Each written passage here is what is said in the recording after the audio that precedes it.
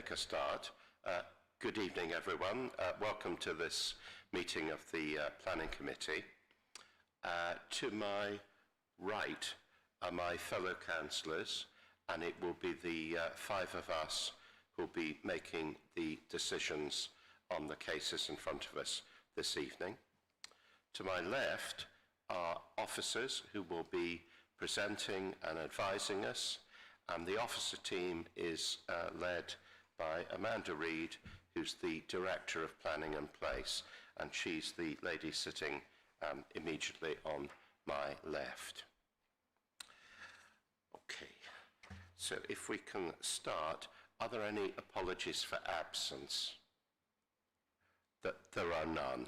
Everyone who was intended to be here is indeed here. Declarations of interest. Any declarations, anyone?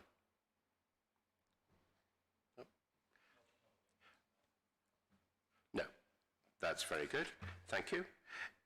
In that case, we can move on to the minutes of the meeting on the 20th of July. Now, these have been circulated. Colleagues, can I... Chairman. Yeah. It's legal officer. Sorry to interrupt. They're actually minutes from the 13th of July. There was a mistake on the agenda. Right. Actually, you're quite right. In fact, I should say the minutes themselves do say the 13th of July. It's the agenda document that I was reading which was incorrect. Colleagues, can I ask that I sign those minutes as a record of the meeting on the 13th? Okay, thank you. That's very good, thank you. So if we can now move on to the first paper, which is on A4, is on the appeals decisions, and I think Lisa Chung, you're going to present that, aren't you? Lisa. Thank you, Chairman.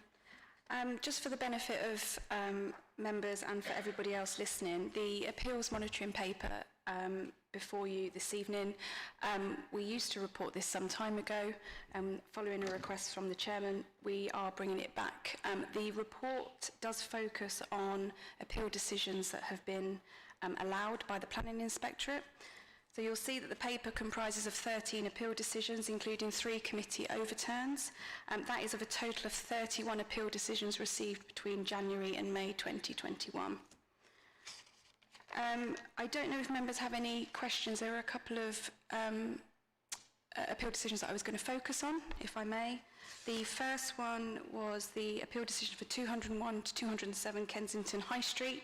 That was refused under delegated powers for the lack of an affordable housing contribution. So an earlier scheme had secured a commuted sum, and then a resubmitted application. The applicant said it wasn't viable to provide anything. The council's independent assessors disagreed with that, so we refused it on that basis. And then during the appeal process, the applicant provided a further statement that indicated that indeed it was viable to provide a sum of money, and the inspector felt that that was the maximum reasonable amount. The other one just to report on is the Harrods application, which was a committee overturn, and that's for the provision of a flower kiosk and related works. Committee felt that the kiosk in particular would reduce a sense of openness and fail to safeguard the setting of the listed building, and you'll see the inspector's findings unfortunately found otherwise. They're the two that I wanted to bring to your attention, but I don't know if anyone had any questions. Any questions? Charles. Thank you very much. I was interested to know how our figures compared to other planning authorities for allowed appeals. Are they published?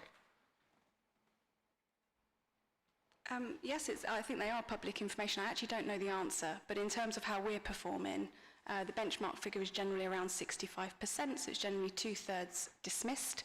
And we were last year, so that's 2020, at 72%. So we are performing above the benchmark figure. We are doing particularly well in our appeals. But in terms of comparing with others, I don't have that information to hand, but I can certainly share that with you at a later date. Thank you very much. Any other questions? Sorry, Charles. I had one more. There's a reference in the Kensington High Street appeal, the one you just mentioned, to it says an illustration, though, of the weight that will be given to fallback positions in appeals. Could you just explain that, please? That's in the reflection section in the final paragraph. So that was bearing in mind the earlier application or the earlier permission that had been granted and the weight that was given to that. And obviously the inspector felt that we hadn't given significant weight to that in our decision making. So that was the reference to that. So for our reflection, it's a good reminder where appropriate. Thanks. Councillor Bennett. Tom.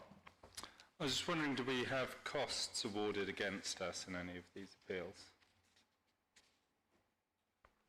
There were cost decisions. I think they were all dismissed. I'm just going to quickly run through.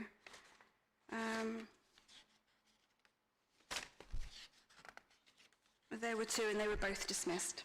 So the one actually that is worth, I guess, noting on that basis was the decision for 7 Kramer Mews. So that was a committee overturn. So the recommendation from officers was to approve. And so the cost application made by the appellant was that the committee was unreasonable in coming to a different view.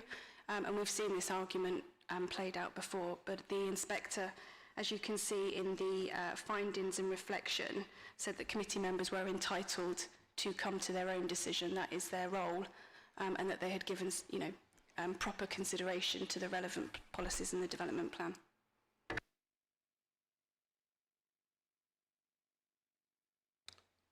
Okay. Any other questions? No. Okay. Well, in that case, thank you very much. And I think, we note the contents of the report, and I think it's very useful information for us to have. So that's helpful. If we can now move on, please, to the 2 cases in front of us this evening, and we're going to take 63 to 81 Pelham Street first. Now, the presenting officer is going to be Matthew Woodhead. So, Matthew, when you're ready, you're going to give your presentation, then obviously we will have the speakers, questions, and then move on to making a decision. Matthew. Thank you, Chairman. Just before I start my presentation, I'd like to bring to the attention of members the pre-committee addendum report, which is in front of you, which just states that we received, since the publication of the report and the pack, we received 4 more objections, and they should be part of the pre-committee report.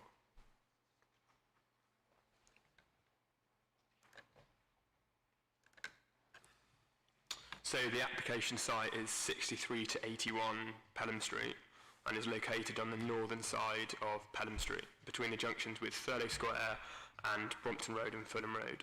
The red line on the slide, on the map, indicates the site boundary.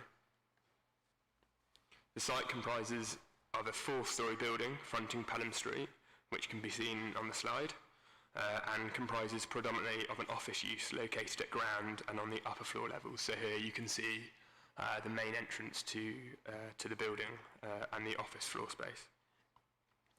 In this view, you can also see the existing retail unit, which also forms part of the application site, which is just the black frontage retail unit at ground floor level, just to the east.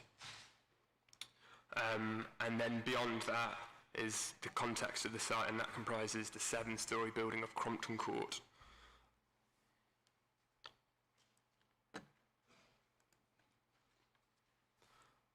And then an element of the building to the western part of the site is a single-storey element, which you can see in this slide, and this provides access to the gym, which is located at the 2 basement levels. To the west, a row of 6 2-storey plus lower ground floor level properties abut the site, with a 3-storey building, which you can just see on the left-hand side. You can just see the flank wall of that 3-storey building located on the corner of Pelham Street and Thurlow Square.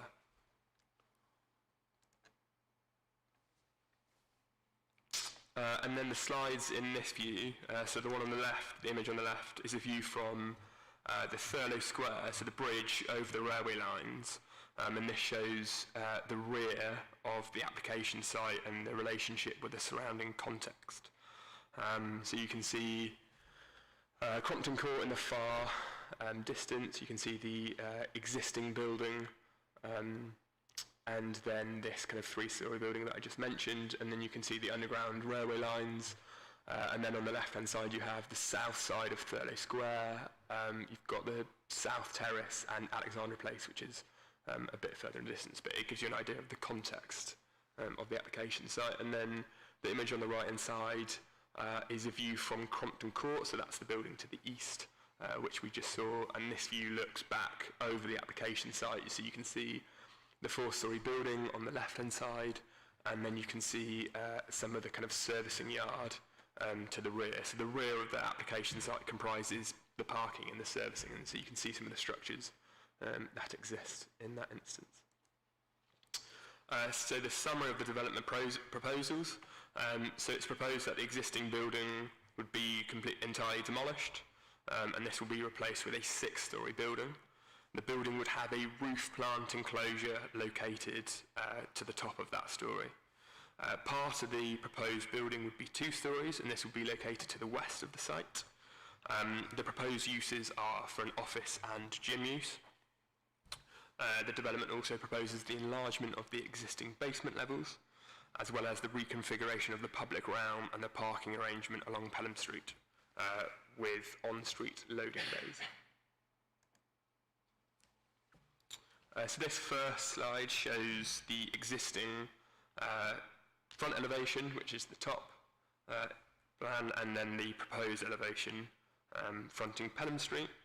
The shoulder of the proposed building would terminate at the 5th storey, with the 6th storey set back from the elevation.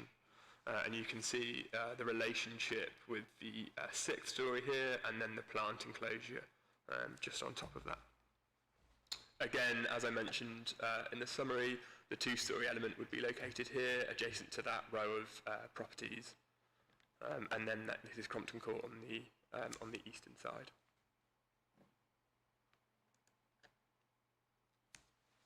And then this slide shows the rear elevation, so again the existing on the top and the proposed on the bottom. The rear elevation of the building would extend across the full width of the site at ground and first floor levels, so you can see the bank of glazing which represents the ground and first floor levels, and then the upper floor levels would be set back. So I hope you can see my cursor, but the setback here, this would form the rear elevation, so you can see the setback on both the eastern and western ends, and again here this would be set back.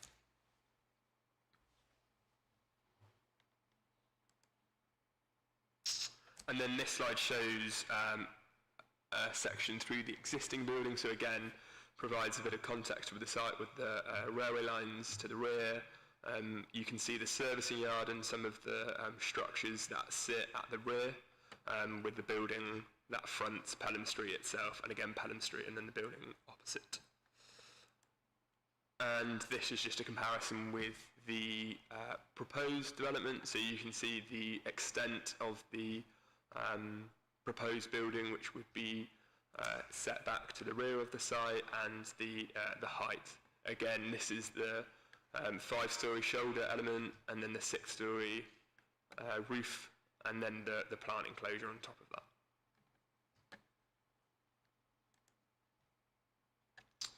And so this gives you an indication of the ground floor plan.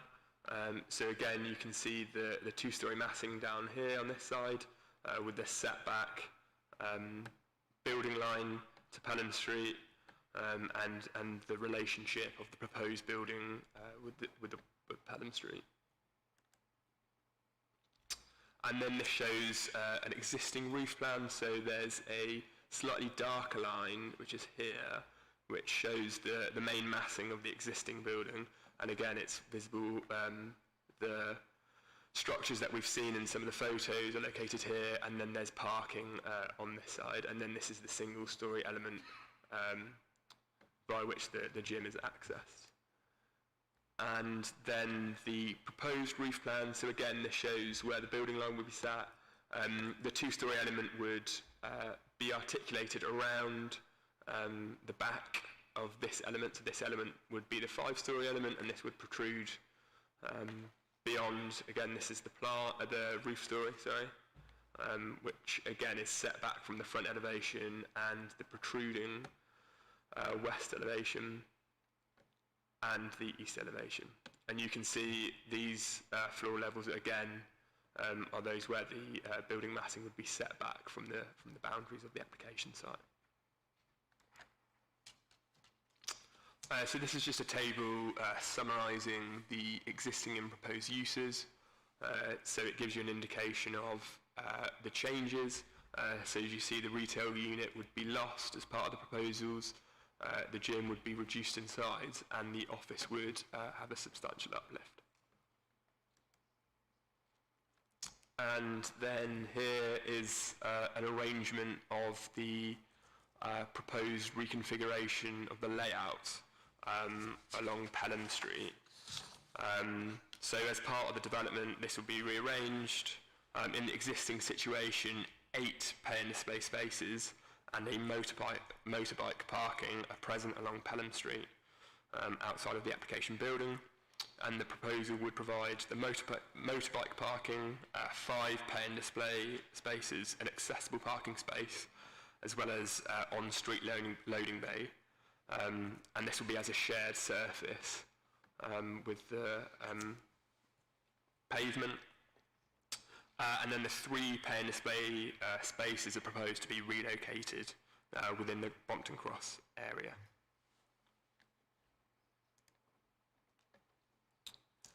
So this slide gives you an indication of the massing of the proposed building and the relationship with the surrounding built form. So again, the railway lines and Pelham Street. And it gives you an indication of some of the distances with the existing buildings in the proximity of the site. And then the final few slides, there's a few verified rendered images of the proposed development. So this is taken from the junction with Fulham and Brompton Road, looking at Pelham Street, and you can see the application and the proposed building here. And then this view is looking from South Kensington Tube Station, and you can see the green wireframe, which identifies the proposed building just there. And then this is a slightly closer view taken from the junction with Pelham Place, looking east down Pelham Street. So you can see the 2-storey element and the proposed building and the roof story from here. And then again, this is a slightly close up, so you can start to see some of the parking layout along Pelham Street and the relationship with the Pelham Street itself. There's just a view here of the 2-storey element. And that concludes my presentation. Okay, thank you very much. So we now turn to the various people who have registered to speak. Now, I think Councillor McVeigh, Sof, you've registered to speak as a local ward councillor, and I think you're also speaking on behalf of your 2 ward colleagues, Mary Wheel and Walla Idris as well. Is that right? Yeah. So I think the way we're going to do this is that, Sof, you're going to, in a moment or two, you can speak for 2 minutes or so, and then after that, resident speakers are able to speak, and they will have to share 5 minutes between them. And I hope there's been a degree of organisation to make sure that happens. Okay? And then what happens is next is that after that, the applicant team, they get to speak for obviously the same time. Okay? And then we'll have questions from the committee. Okay, so Sof, whenever you're ready, please go ahead. Yeah. Thank you.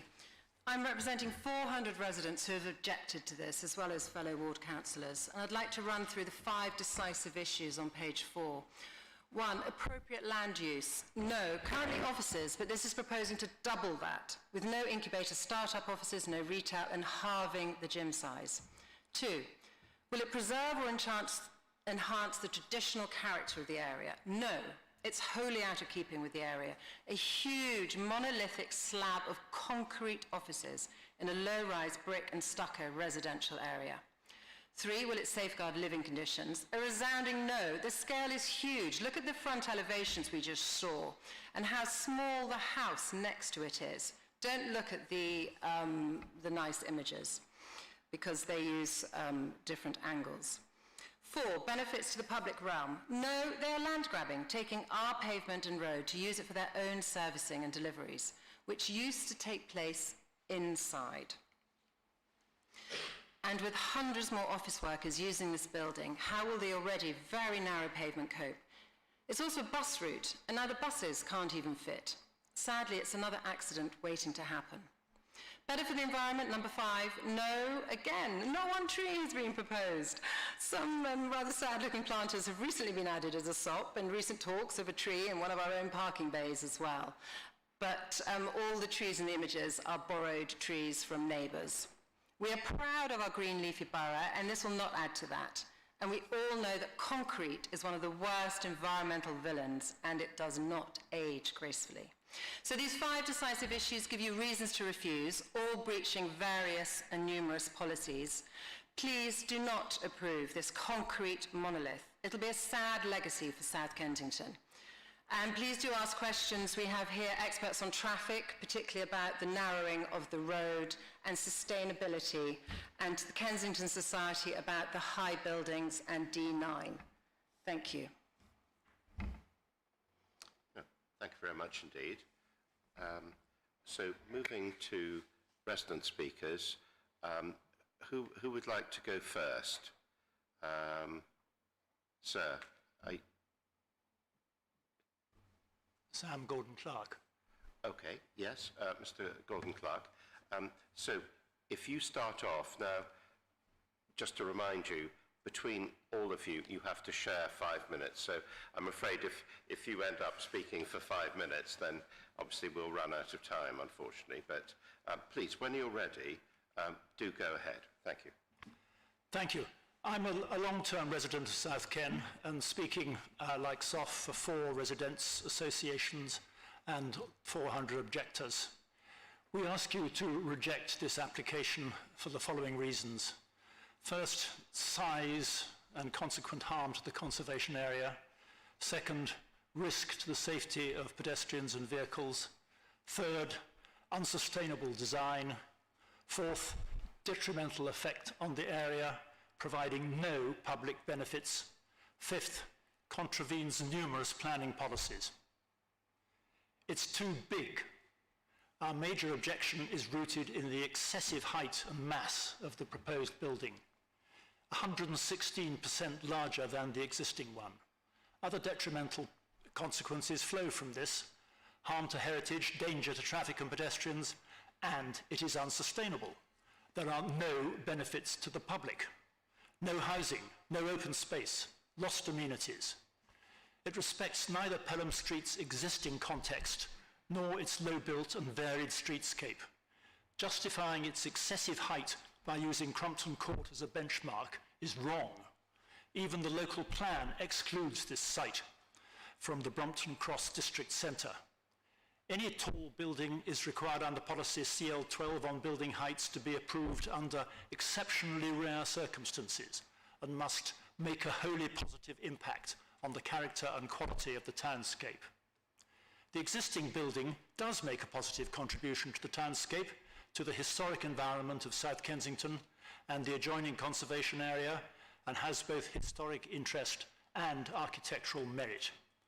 Furthermore, building heights SPD and the accompanying map, oddly not mentioned in the officer's report, confirms the council's position that conservation areas and adjoining buffer zones are inappropriate for tall buildings. We believe that until RBKC confirms that a tall building can be built on Pelham Street, one should not be approved. The proposed development is sandwiched within RBKC's oldest conservation area. Its overwhelming height and mass, accentuated by the use of precast concrete in an area mainly of brick and painted stucco, would seriously overshadow the Grade 2 and Grade 2 star listed buildings of Pelham Place and Pelham Crescent. My neighbour Ed Franklin will tell you more. Thanks, Sam. As a father with a young family, there are a number of very concerning aspects which I wish to highlight. The scale and more than doubling of the size of the existing building brings with it significant negative consequences. The scale of this increase will place unmanageable additional burdens on the narrow and congested pavements and the public highway. The road will be narrowed and will not safely allow 2 buses to pass as per the failed safety audit. The proposal would result in a harmful sense of enclosure and would overshadow and impact upon the privacy of neighbouring occupiers. There's a material worsening of daylight, sunlight and privacy to residents of Crompton Court. It is inexcusable that a new building should fail to meet the fundamental aspects of the energy efficiency requirements of the London Plan. A sustainable design not only considers energy and carbon, but a building that will last a long time, is fit for purpose and is adaptable. This building does not meet those criteria. The proposal can be characterised by the damage it does to the area, including the loss of public amenities. It is patronising to claim the retention of the gym as a benefit when its size is reduced by 60% with a building that is more than doubling in size. The entire servicing proposal is damaging to the public realm. Loss of the 3 pay and display bays would deprive tradesmen and visitors of valuable parking. Using those spaces for electric vehicles would be better than giving them to a developer who is required by policy to have retained on-site servicing as it is now. This application is not supported by policy. It is through the chipping away at planning policy that the balance is tipped in favour of inappropriate overdevelopment and short-term commercial gain. Committee members, the proposed building is simply too big and is entirely inappropriate and destructive of the neighbourhood. It contravenes multiple policies. Its acceptance would set in motion the inevitable erosion of South Kensington, causing harm to Pelham Street, to the neighbouring residential streets and to the adjacent conservation area. To summarise the key objections: size and harm to conservation area, compromised safety, unsustainable design, a building with no public benefits, contravention of numerous planning policies. Planning is balance, and committee, it is your responsibility to ensure the proper balance is met. The building is not wholly positive, it is not even partially positive, but it is significantly harmful. The application must be refused.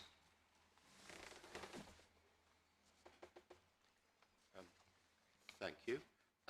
There's a little time left for someone else to speak. I don't know if Amanda Frame or Michael Bark, if you'd like to add a little bit. You've got just a short time, but you're welcome to speak. Yes, I think it's been pointed out already that the borough has undertaken a study of where tall buildings should be. It's classified all conservation areas as being inappropriate and the buffer zone around them as being highly sensitive to tall buildings. This site is in a buffer zone, and therefore that policy that guidance should be a material consideration in deciding this scheme. I'd like to add that nowhere in the officer's report is the SPD for building heights mentioned, where other SPDs are. That is an omission in this, and a misdirection in this report. Okay. Well, thank you very much indeed for your comments. So if I can now ask the applicant team, I don't know who's going to lead on that. Good evening, Councillor. Anna's joining us from Wellcome Trust. She's going to start us off and then she's going to pass it over to myself. Yeah, certainly. Okay, well, you have exactly the same time, obviously, as councillors and residents. So please, when you're ready, go ahead. Thank you. Excellent. Good evening. My name's Anna Bradford. I'm a member of the team responsible for the Wellcome Trust's investment strategy in Kensington and Chelsea. Thank you for considering our applications this evening. Wellcome is an unusual landlord in that we give away our profits. We spend over £1.5 billion a year on medical research across the fields of mental health, infectious disease and climate change. We are major contributors to what makes UK science world-leading. Many will have seen our director, Sir Jeremy Farrar, on television during the pandemic. He's a member of SAGE, and we were the early backers and funders of the AstraZeneca vaccine. All of this is made possible by our wide-ranging investment portfolio.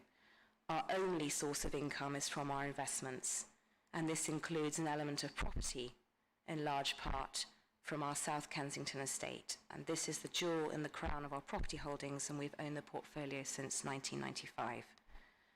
We are fortunate in that we are long-term stewards of properties we own and long-term investors of Kensington and Chelsea. Please don't laugh. We have a number of years building relationships with our neighbours and tenants, and we look forward to continue to build on those relationships for many more years to come. This is our first major development in 25 years of owning the estate, and as long-term stewards, it is in our interests that South Kensington remains a great place to live and work. The extensive public consultation we have undertaken ahead of these applications is testament to that, and we are grateful to the residents for the time they have given. 63 to 81 Pelham Street is coming to the end of a 50-year lease, and we must invest in our estate. Our intention is to turn an increasingly dilapidated building that is not fit for purpose into a modern office building with the highest environmental credentials, and that one is designed by one of London's leading architects. We're incredibly proud of the scheme we have brought before you, and we hope that it will be a shot in the arm for Brompton Cross and indeed the wider area. I will now pass to Tom, who will provide more detail. Thank you, Anna. Good evening. My name is Tom Horn, and I work for DP9 Planning Consultants. We've been acting for Welcome Trust now for several years, assisting them to bring their plans forward. As Anna has mentioned, Welcome have a large number of land holdings in South Kensington area, including a large variety of different buildings, including shops and offices in the immediate area. Welcome have seen firsthand how the COVID pandemic has decimated these small businesses that are at the heart of Brompton Cross. Indeed, the existing 63 to 81 Pelham Street has a retail unit at ground floor which has been vacant for a number of years, was part fitted out but never occupied. This was symptomatic of the struggles of the district centre even before COVID arrived. COVID has exacerbated this problem significantly. A key element to helping the recovery of Brompton Cross and ensuring that it can service the needs of local people and visitors for many years to come is ensuring that there is sufficient working population nearby who regularly use its amenities. RBKC has seen curtailed delivery of commercial floor space over a number of years due to the comparatively high residential values. Demand still outstrips supply and vacancy rates are very low. This relates to a pre-COVID world. However, the emerging trends we're seeing is that when people wish to return to offices, those offices must be of the highest quality and be better than working from home. High quality offices can provide that environment, whereas existing buildings like 63 to 81 are likely to struggle considerably to attract tenants. The scheme for 63 to 81 Pelham Street is an opportunity to provide a real significant quantum of new, high quality and high sustainable floor space in a location that will benefit hugely. Not only is the existing building underutilising the site, it is also underutilised by the current tenant. We expect the new development to accommodate in the order of 450 workers who will be contributing to the vitality and vibrancy of Brompton Cross and to a lesser extent, South Kensington. This translates into workers using local coffee shops, restaurants and other local shops and supporting the local economy to the tune of over £1 million a year. There will also be increased business rates and a myriad of other multiplier effects that will spin out of the scheme.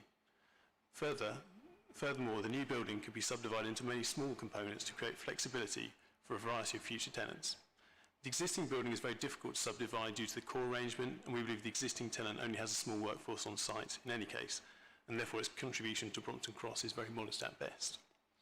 Turning to design, we explored in great detail opportunities to firstly retain the existing building in full, then we looked at partial retention, then in terms of retaining the facade only. Your officers challenged us at every step of this journey. There are a variety of factors that count against the retention of the existing building and its frame, including the age of construction, its plan form and levels, each of which may be solvable individually but cumulatively contribute to an assessment that concludes retention of the existing structure is not the most appropriate solution. With regard to the facade, much interest and detail was lost from the upper levels when the building was unsympathetically extended. Furthermore, the facade appears to have had a hard life, and significant repair to large areas of stonework will be necessary. Again, it has been concluded that retention of the facade is not the best solution. With regards to the new building, Pedestrian are very well thought of practice who have taken considerable time to develop and evolve the building. In the early stages of the development, we held a number of meetings with residents to review the design and draw on some of the residential feedback and inspiration on local houses on Pelham Street. This translated into a rhythm, scale and form of windows in the proposed scheme. Furthermore, considerable work was undertaken on design to reflect the fact the building is almost exclusively seen in the oblique, angles up and down Pelham Street. This again required careful thought and treatment to ensure the proportionality and depth of the facade. All the hard work undertaken by the design team in tandem with officers and residents led us through a very positive design review panel, where the feedback was overwhelmingly positive. Turning to our consultation efforts, we've undertaken a really significant number of initially meetings prior to COVID and then online events afterwards. We've listened to many different groups, sometimes with competing interests, and we've made every effort to make changes. It's not possible to satisfy all views expressed to us, but we feel the scheme before you has struck the right balance between all the competing forces. In conclusion, we feel strongly that the redevelopment of 63 to 81 Pelham Street can be hugely beneficial for the recovery and ongoing health of Brompton Cross and for Kensington and Chelsea. We hope to deliver a quantum of floor space that makes a meaningful impact on RBKC's aspiration for office delivery. The scheme is well considered in design terms, is highly sustainable, and is designed to meet the existing and future tenant needs. We're now happy to answer any questions. We've got members of our professional team here, should anything technical come up. Thank you. Good. Well, thank you. Thank you for that. So now we move to questions from members of the committee. Colleagues, if you can make it clear who you're asking a question of, that will help keep things. Who'd like to go first? Emma and then Charles. Thank you, Chair. I'd like to ask, I've got some questions for the applicants as well. Maybe I should do that later, or shall I do it all in one go? Yeah, please. Okay, thank you. Sorry, it'll be a few minutes because I've made quite a few notes. I'd like to ask, first of all, Mr. Gordon Clark. I'm very interested to hear how you sort of present your neighbourhood, and I know that area very well. The whole area of Pelham and Thurlow Square is awesome in the nicest possible way. It's beautiful, and the scale of that area is very special, which is why so much of it is listed, no doubt.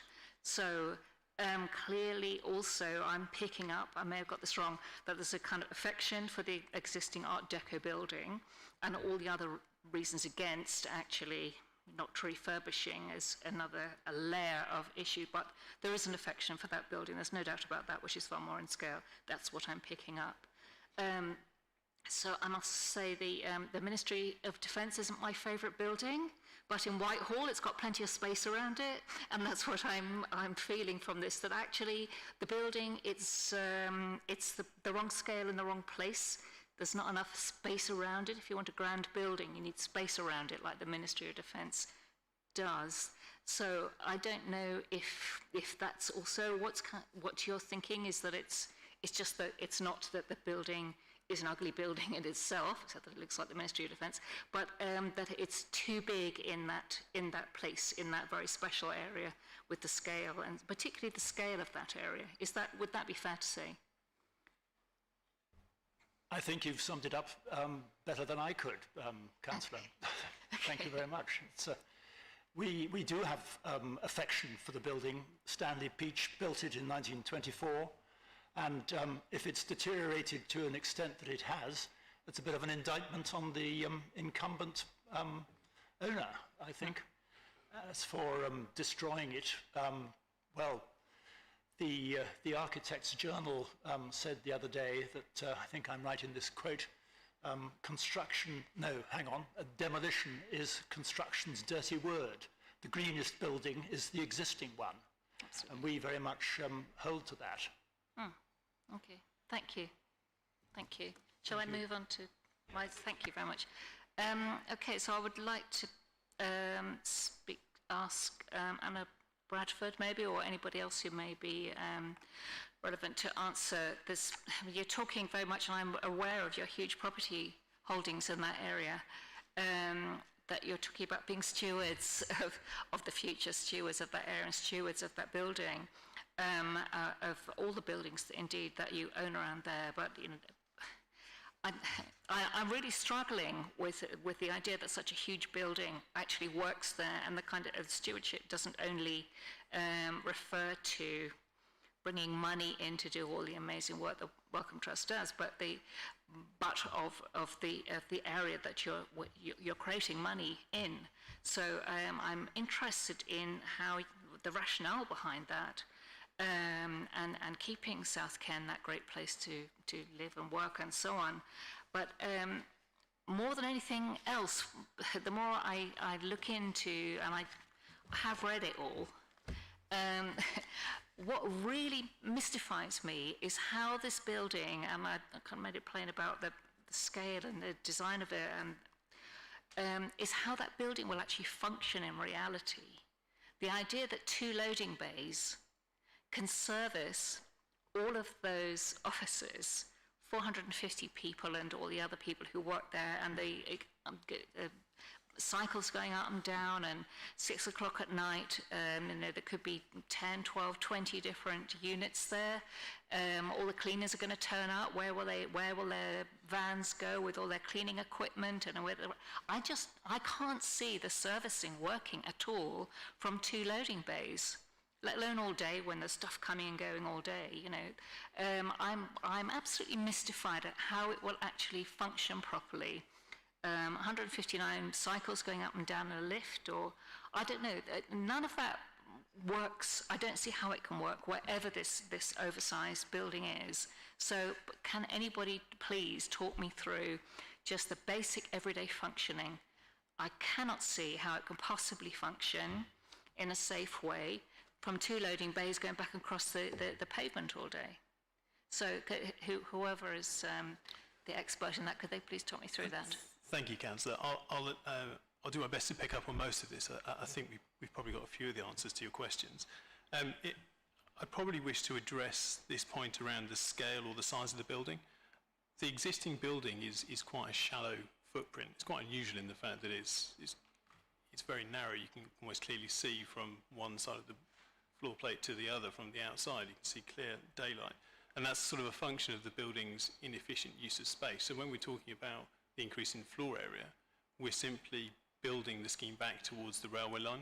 So when we're talking about the size of the scheme, it's not going up 10 stories, it's not going up 5 stories, it's going up 1.5 stories plus plant. But it's actually the depth of the building which is where the floor space is generated. So I guess my first observation is that that's where that sort of component comes from. So sorry, you're saying that there's more, that the increase is more in depth than in height? Correct, yeah. It's okay. In terms of the design of the building, I'm not going to speak for the architects, but we didn't set out to design sort of a grand building. It is meant to be a fairly calm building. We know it's not right in the town centre. We know it's not a civic building in that sense. So its intention was to be quite a calm building, and we think we've done that well. And I think picking up on the functional point, so we did originally have only one service, so similar, same floor space.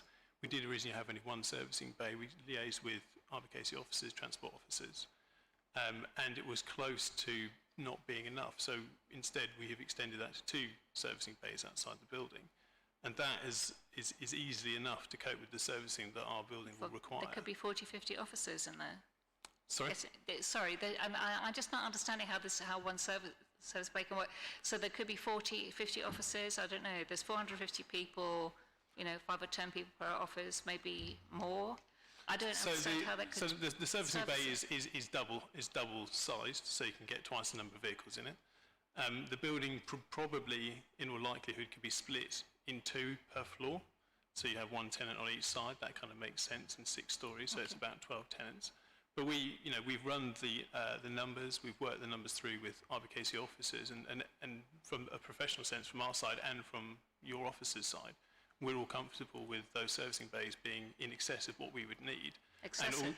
And also the benefit of that is that we take all the vehicles crossing off the pavement, we give more pavement back, and the public realm has improved dramatically. But the materials are still going back across the pavement, even if it's not the material would, a vehicle, yeah, that's true. The materials of the bins and the paladins and the boxes and the whatever else is still going back. That is true, yeah, but we think that it's better to have that than vehicles crossing over, which are obviously far more dangerous for pedestrians. Okay. Okay, thank you. Thanks, Chair. Charles and then Tom. Thank you very much. It's not a declaration of interest as such, and that's why I didn't mention it earlier, but I should record that I was taken round this site by Welcome about 2 years ago, and when I visited then, I did come to the conclusion that the existing buildings, both the one that we're talking about now and the one we're due to talk about after this, are quite difficult to use for modern office use. And I was astonished to find that there was the lost property office for TfL in the building that we're talking about demolishing, which I think illustrates reasonably well how unfit for purpose the existing building is. So I approach it from the position that it probably does need replacing, regrettably, but it's therefore a question of how to make the replacement building fit and suitable for the site. And I'm not entirely convinced yet that that has been achieved with the existing plans, or the present plans before us.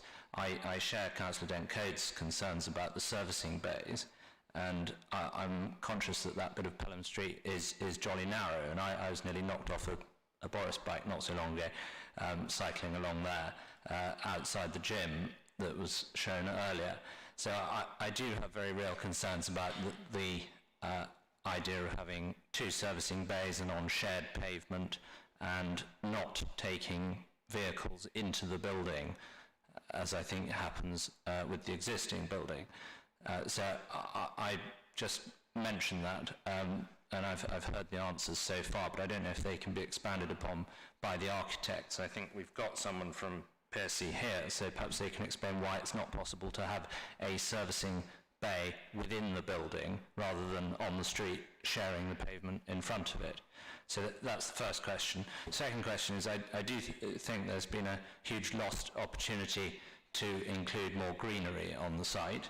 I've had a personal campaign during my time on RBKC to have more trees planted in the borough, and I see that there are, I think, no trees planted in this scheme, and that's very disappointing. And I'd be grateful to hear why we haven't been able to include more greenery on the site.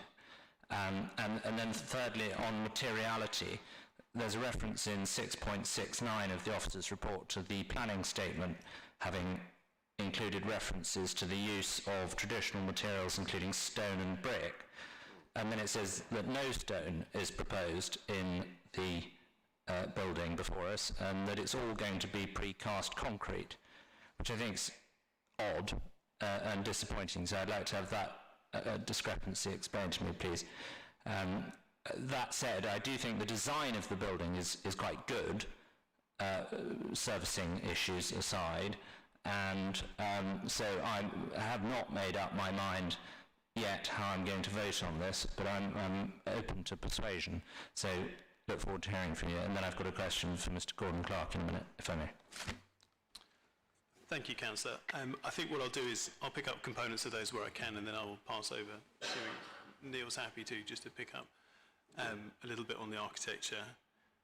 If I start off with your question about trees and greening, so we are proposing a tree in the public realm immediately outside our reception now. So part of our proposals is to give back a lot of the pavement.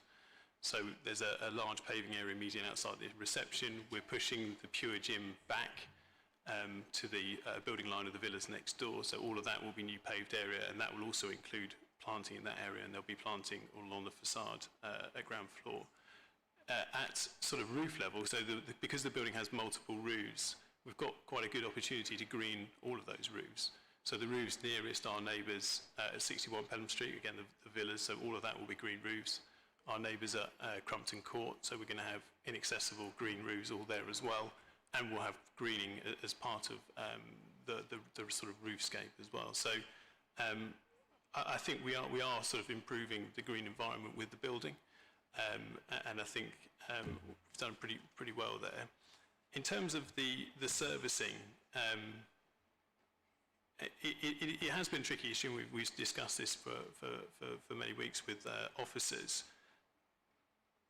The crossing of the carriageway by vehicles is a less preferred option because it's less safe, because you have to swing out and because you then have to cross over. The existing building has 2 vehicle crossovers, one to go in and one to go out, but both of those are far too narrow for any modern servicing vehicle. So you'll see there's a lot of building strike where the stone has been hit by things trying to get in and out. So in effect, those aren't used anyway. So actually, that spare space at the back is used for car parking instead of car parking and things like that. And the servicing all takes place from the street anyway. So there are the pay and display spaces, and we'll be introducing the double servicing bay as well to pick up on that point. So we feel like there is quite a robust solution there that we feel has that can work for the building, can work for the area, and we're pretty comfortable with that. And RBKC officers are also pretty comfortable with that. I'm going to pass over to Neil now quickly, just to pick up on anything you want to talk about on materiality or anything I might have missed on the servicing side of things. Sorry, just before he does that, I would like to hear from him on whether it would be possible to have the servicing done from within or behind the building. I've heard what you've said, but I'd like to hear from an architect's perspective, and also from him on trees, please. Good evening. My name is Neil Howson from Pedestrian Company. Should we address the materials first? I think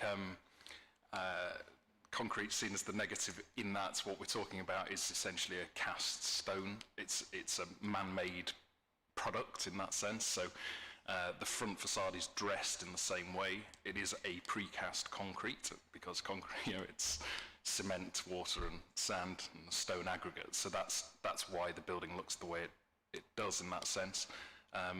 So in a way that's an upgrade, if you will, on the white stucco of the surrounding buildings. But essentially the character of the building follows the principles of the buildings in the context. They are a brick base with a dressed front facade. So that's how the materiality was derived at.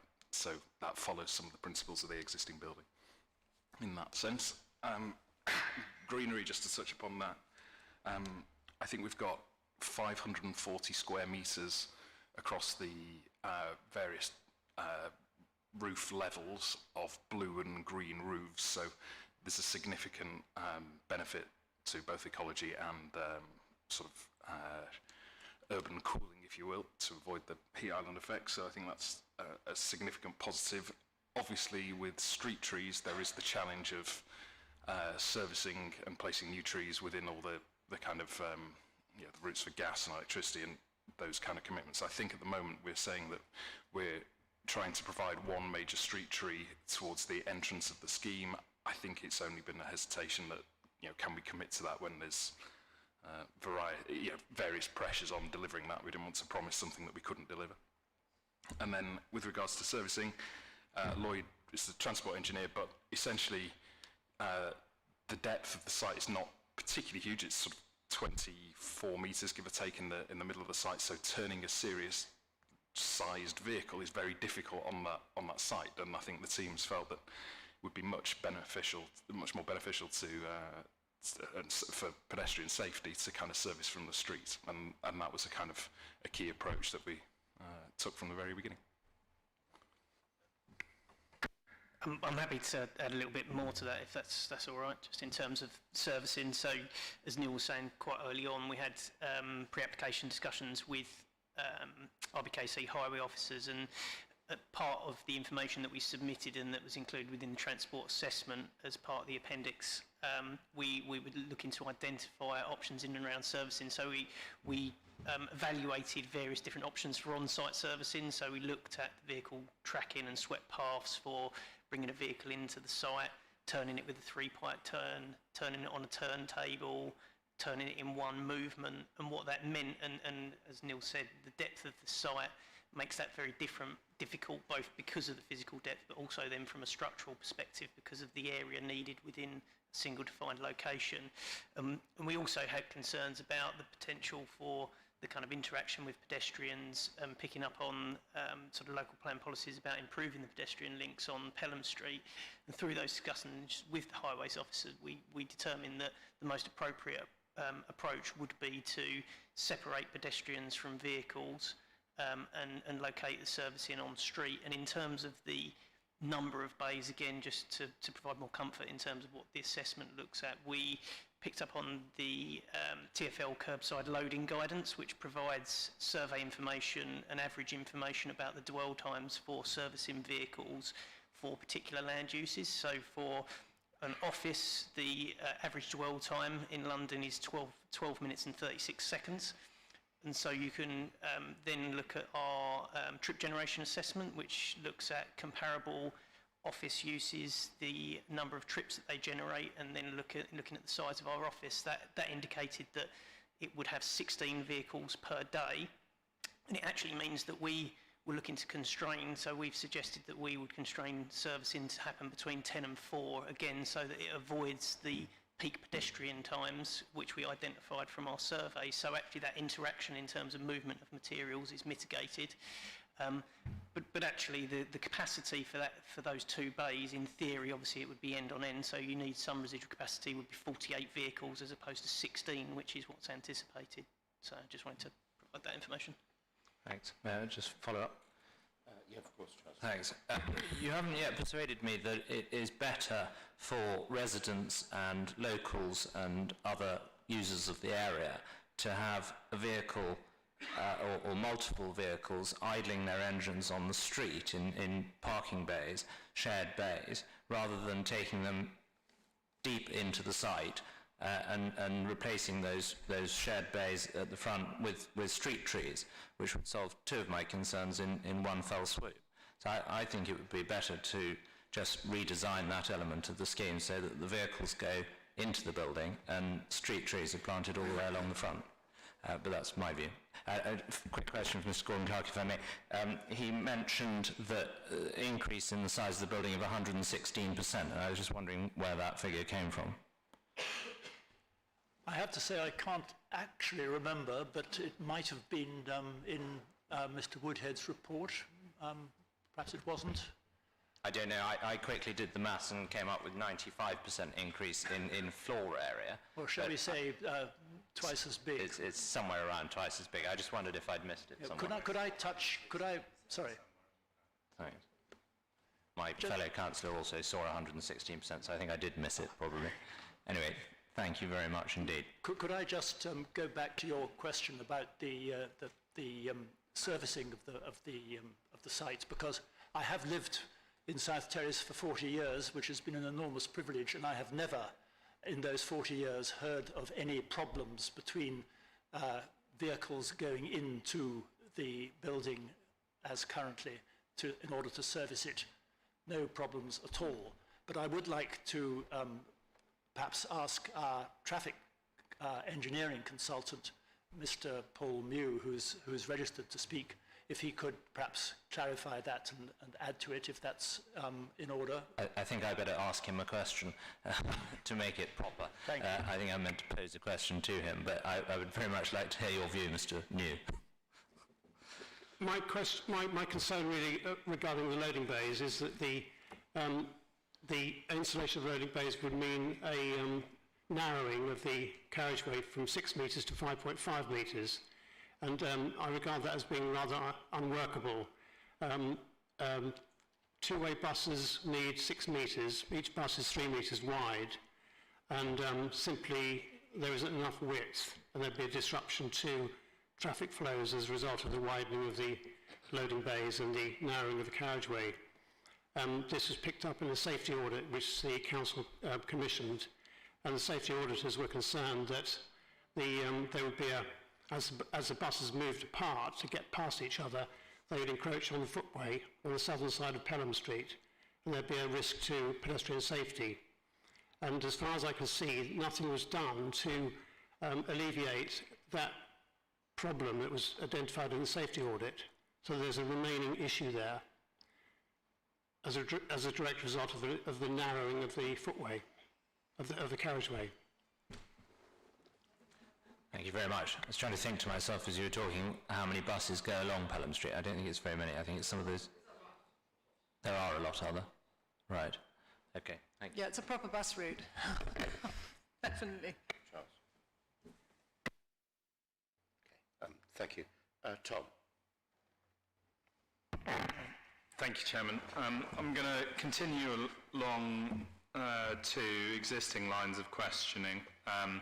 First one is this servicing issue. So, I mean, I can see merits in servicing the building from the bays and reinstating the pavement. The trouble is there's a very narrow pavement there. I walk down it regularly. It's already can be quite a congested pavement, and you've said deliveries will only take place between 10 and 4, but I can imagine once offices or businesses move in and they get an Amazon delivery ordered, they're really going to specify to Amazon that it's always between 10 and 4. I can imagine deliveries taking place in reality during rush hour times. And so you've got this very narrow pavement, you've got servicing, deliveries happening regularly, you've got increased foot traffic due to the people working in the office, and you've got a narrowed road as well. And just the chances of someone stepping out into the road to get round the Amazon delivery guy, the people leaving the office, and being hit by a bus or a car passing down seems like a very real risk to me. And I think one of the points that the objectors were making, whether you're taking over public realm road space to conduct the servicing, to have loading bays. So did you consider perhaps giving back in the other direction by bringing the front of the building back a bit, widening the pavement and reducing the risk to people stepping out into the road? So and that would also potentially provide space for Charles's trees as well. So that's my first question. So do you think that's a risk, and if not, why not? My second question is going back to materials. So I think it actually looked quite good in the renders we saw, and I take your point that concrete is in a way a sort of man-made stone, and I'm sure modern concretes are better in many ways than concrete that was put up 30 years ago, which now looks terrible. What assurances can you give us that this concrete won't look bad? It was sort of beautiful shining white there in the renders, that in 30, 40, 50 years time it won't look bad. I notice also there are no eaves on the building, so the risk of rain running down and creating stains on that concrete seems like a real risk. So what sort of length of time do you think this concrete will look good for? What's the maintenance? What assurances you can give us that it'll look really good in 40 years' time? Thank you, Councillor. Again, I'll try and pick up a couple of these points, and then I'll hand back to the professional team just to pick up those others. I'll hand back to Neil to speak on the architecture again, and Lloyd if I miss out anything on the transport. Just to pick up on a couple of points, one point that I don't think we've probably made enough of and mentioned yet is obviously if you have a servicing bay within the building for vehicles, you've then got an enormous dead space on the front of the building for large vehicles to go inside, because we'll be talking about certain sizes, being able to turn inside and all that sort of stuff, which is a point that I think we failed to mention. On the narrow pavement front, so we are widening the pavement, so the whole building has been set back along its whole length from where the current building is. We're also removing, in some of the images you were seeing earlier, there are railings that are in front of each window that project by a foot or so. Those railings will disappear as well, as does the stonework, so that space is sort of reclaimed as well for footway. And actually the footway gets much wider at the end where the gym is, because we've set the building back that much further. There's a huge amount of space that we've created there. Sorry, just to come in very quickly. So what will the space be outside the front door to the office, to the edge of the pavement? If someone has that would be helpful. I'll let somebody sort of scrabble behind me to try and answer that question. But in fact, the entrance to the building is also recessed behind the actual building line. So again, you can step off the pavement, still be outside, but still not be inside the building, if you see what I mean. So there is covered area there as well. So it will be quite a significant space, and I'm hoping one of my colleagues will be able to answer that question whilst I flounder a little bit. Just picking up on the Amazon point, Amazon drivers can be a bit of a law unto themselves, and I certainly haven't seen any proposals where Amazon deliveries have used servicing bays to deliver them. The nature of how they do it is they pull up servicing bays within the building. They pull up at the nearest spot available, and there is motorcycle parking there already, which is useful, which we're relocating.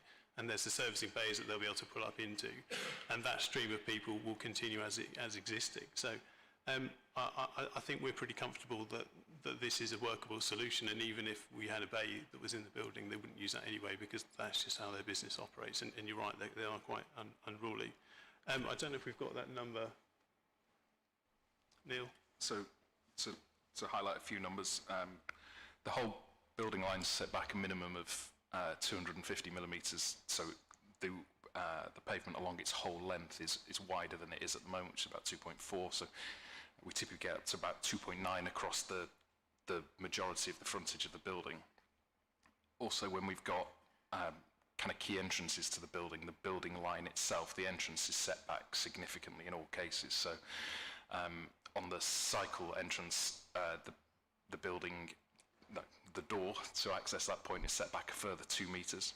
At the main entrance, the depth of pavement becomes about 5.5 metres. So the entrance is set back 2.5 in addition to the current width, so that where most people will go in and out of the building, there's a significant opening of the pavement and public realm, so that people aren't crossing over quite as much as they would be at the moment.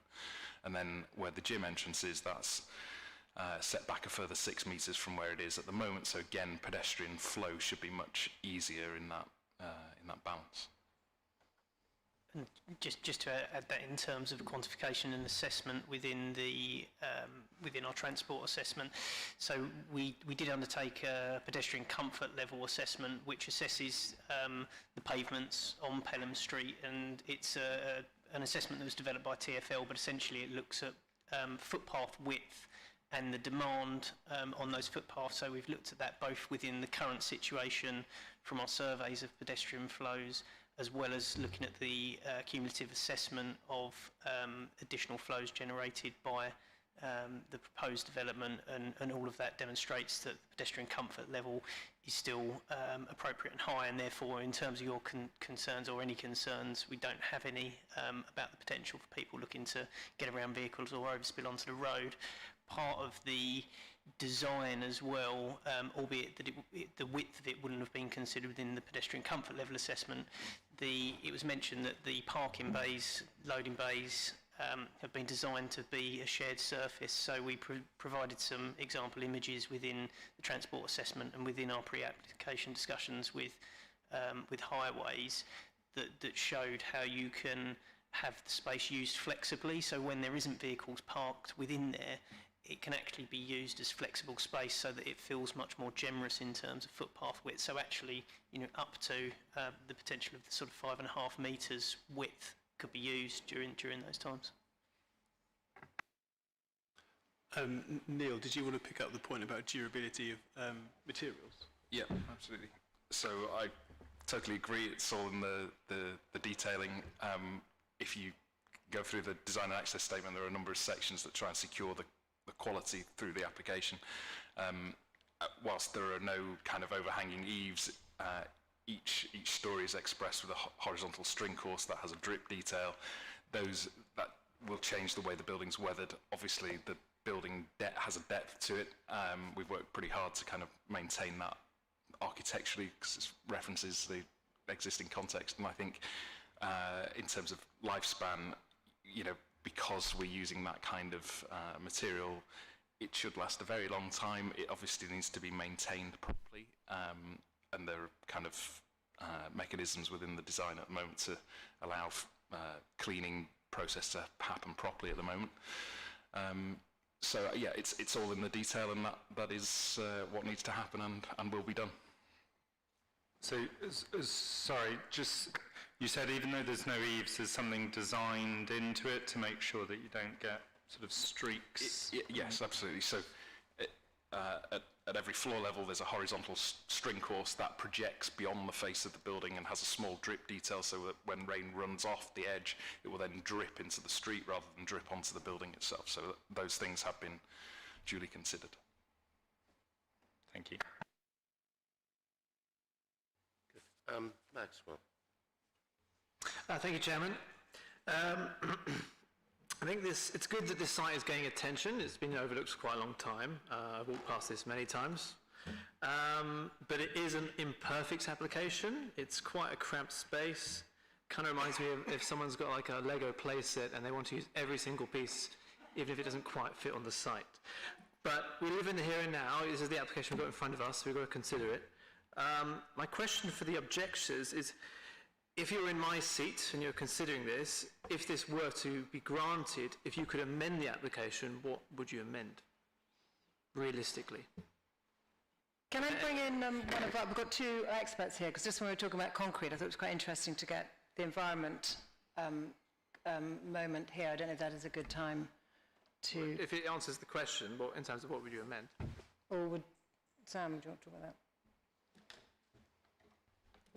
You wanted to know what we would have if this application, what we would be happy with if the application if this were to be granted, what would you amend? Well, if we have to lose the existing building, something that is no taller than the existing building would be acceptable, just if these questions about servicing were dealt with and there wasn't too much damage to the public realm, and perhaps the gym might not be reduced by 60%, and 250 millimeters on the pavement is not going to make a great deal of difference, is it? So just maybe just to jump in there, I mean, just to add to that, I think we talked about height. I think we need to talk about depth as well. And the fundamental point here is that I think residents and the local community are not against renovation here. There's no case for making a building that's 116% bigger.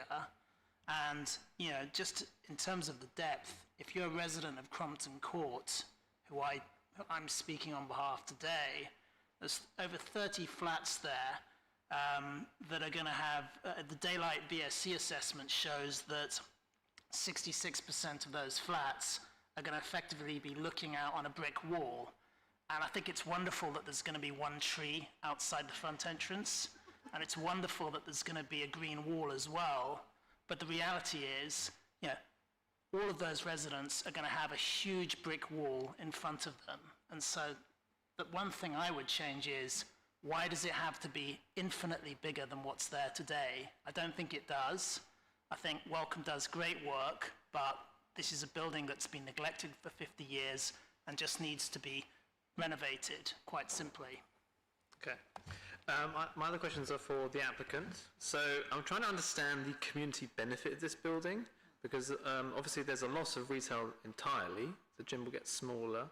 I'm also wondering about the safety concerns, which has been, I'm not going to repeat everything that's been said here, but essentially, from my understanding of what's been discussed, the pavement gets bigger, but the road gets smaller, so it's obviously pretty cramped for the buses. So that is a safety concern. And the design of the building, I mean, design of the building is something, my father's an architect, I guess that's my declared interest. What the quality of a building looks like is slightly in the eye of the beholder. I think it's okay, but I'd be curious, particularly on items of retail and the smaller gym, why is the retail gone entirely, and why is the gym so much smaller? Thank you, Councillor. If I start with your last questions first, I suppose. In terms of the retail unit, as I mentioned, Welcome have got quite a few retail units all across the area, in fact. This one has been a problematic retail unit for many, many years. Prior to COVID, in the years running up to that, it's been very problematic. As I mentioned, it's been occupied. The lease has been reverted back to Welcome twice. The second time, the tenant didn't even take the space. They half fitted it out and then reverted. Excuse me, reverted. So it's been a really difficult retail unit to make anything with, and actually there's now obviously quite a lot of stress on the high streets. There's a lot of empty units, and we think that now is the right time to think actually this retail unit does sit, it's on the edge of the district centre, but it's not within the district centre, so it probably does a better purpose being absorbed into the office building. And just on the gym floor space, it's quite peculiar below ground level within the building. It's enormous. I think space has been assigned to the gym, which is pretty loosely assigned to the gym. You know, a 2,000 square metre gym is absolutely huge. I think the reality is you'd be able to provide a much better gym, even though it's less than half the space. It'd be a much better gym because it's going to be purpose built rather than being shoehorned into the remnants of an existing building and its very strange form below ground level. So that's probably the two points in relation to the uses. In terms of the community benefits, I think there's a very strong community benefit position here, and I think it does relate back to Brompton Cross and the success of Brompton Cross as a district centre. You know, it is an important centre. There are lots of local businesses, lots of shops, lots of retail units, small numbers of offices and all this sort of stuff as well. And this will contribute a huge amount to that sort of thriving environment. As one of your fellow councillors has pointed out, TfL currently use the building as a lost property centre. And it's, you know, there are very few people using that building and it contributes almost nothing. So the development in real terms can do a lot of that with the footfall, with the people that we bring to the area. And then there's the sort of secondary benefits of SIL and all those sort of things that go with any new development in LBKC as well. I think that's probably covered off most of your points. Was there anything else that I've missed? Yeah, I mean, if you listen to the objectors, the main thing they're asking is about the overall massing of the building in general. I mean, would you consider having it a bit smaller? Would you amend your application? Would you park this and come back? I mean, the building itself is not as tall as its neighbour. You know, Crumpton Court, which sits on the corner, is a taller building. So this one does sit below that, and it's made up in a very similar way. It's got a ground floor, it's got a middle, and it's got a broken recessed top, both sides and front and back, with a small area of plant on the top. So, you know, we don't necessarily sign up to that position that it's such a large building in this context. It is a bigger building than the existing building, but it's not. As I said, it's not the tallest building right there, and we think it's actually will be a good addition to the townscape. Thanks, Jack. May I pop in? Sorry, can I also answer the question, please, as well? Councillor Woodger, sorry. I'm afraid you can't. Yeah, that's okay. No, I wanted to add on to what my colleague said. Only the councillors can ask questions. No, I wanted to answer the question. I'll answer a question, yes. Yes, please. It was just to really add on to the retail point. We have a number of retail units in the area. I work very hard with them every day. I speak to a great many business owners around there, and their businesses have fallen off a cliff, as you can imagine, not only since the start of COVID, but since before then. Rents down that area have halved. Revenue is dropping. People are losing their livelihoods. Bringing more people to this area will really help. Sorry, this is a really bad microphone. Will really help enliven what is really quite a struggling retail pitch round at Brompton Cross at the moment. I do speak to business owners every day, and they really are struggling. So I want to echo what Tom says about bringing footfall to this area. This is a bad microphone, sorry. And also the retail unit underneath that we are taking has just not been able to let at all. It hasn't been used for its allocated purpose for many years. Thank you. Okay, thanks. I've got a couple of quick questions myself. I think mainly directed at the applicants.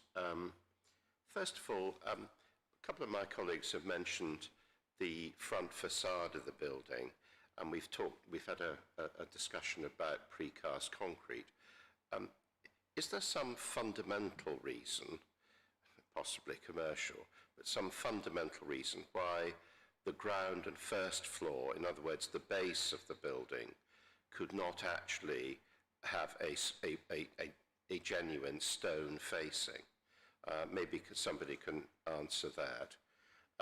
The second thing that I wanted to ask about was in relation to Crompton Court, because I've heard the discussion. Obviously, I've read, you know, a lot of documents, because I think, to my mind, the amenity impact on Crompton Court, I think, is the thing which, to my mind, has the most significance.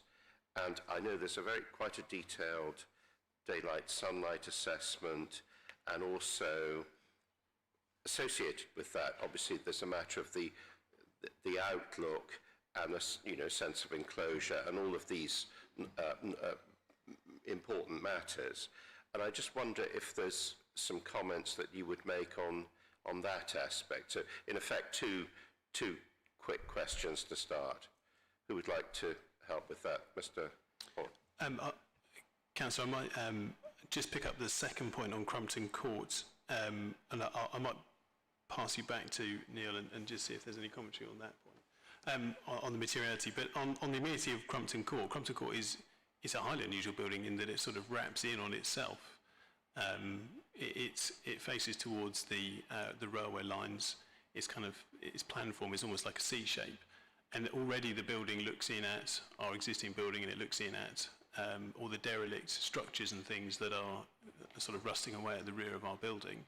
Our proposed building does have quite a large standoff from Crompton Court, so we build up at ground floor where we're not impacting any windows, which is the same as the existing building, and then we take a big step back in the order of sort of 19 metres from those from some of the Crompton Court windows that are sort of recessed in the heart of that area. So we think there is actually a really big gap there.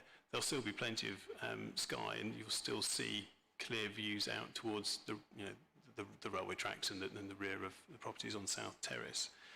You will see more of our building, but we don't think it's to such a great extent that it's a really, really huge issue. And I think in terms of daylight sunlight, many of those rooms actually have dual aspect and dual windows coming into different parts of the room, some from the north, some from the south, that contribute to those spaces. So we're also confident that those rooms will retain sort of a decent level of daylight, as well as the outlook not being sort of very badly affected. I think just on the stone, I think I know where you're coming from. I think in terms of the architecture, the concrete will contain stone.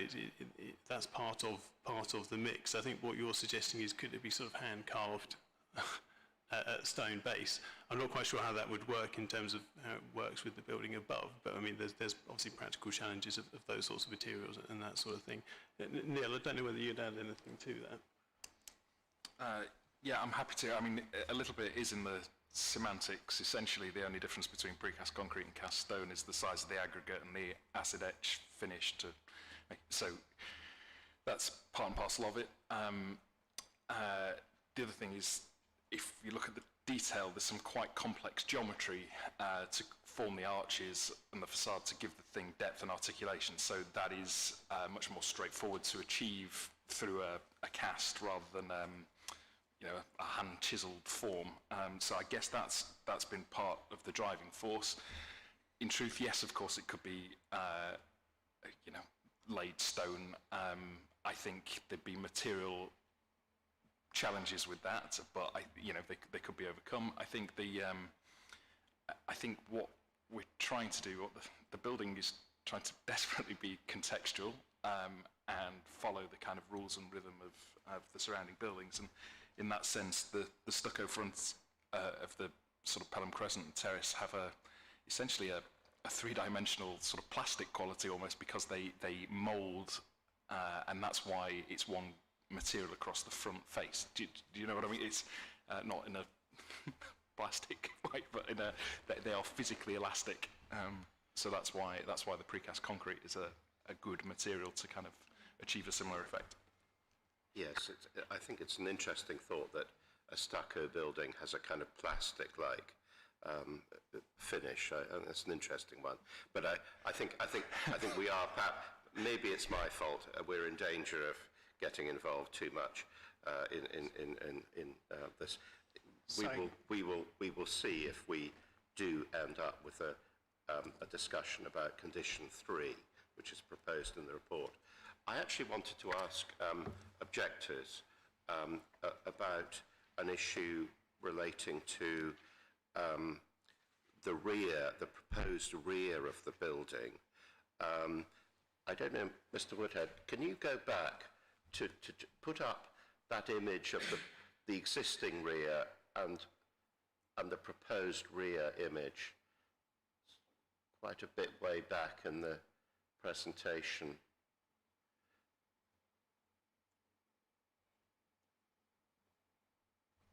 Yeah, there we go.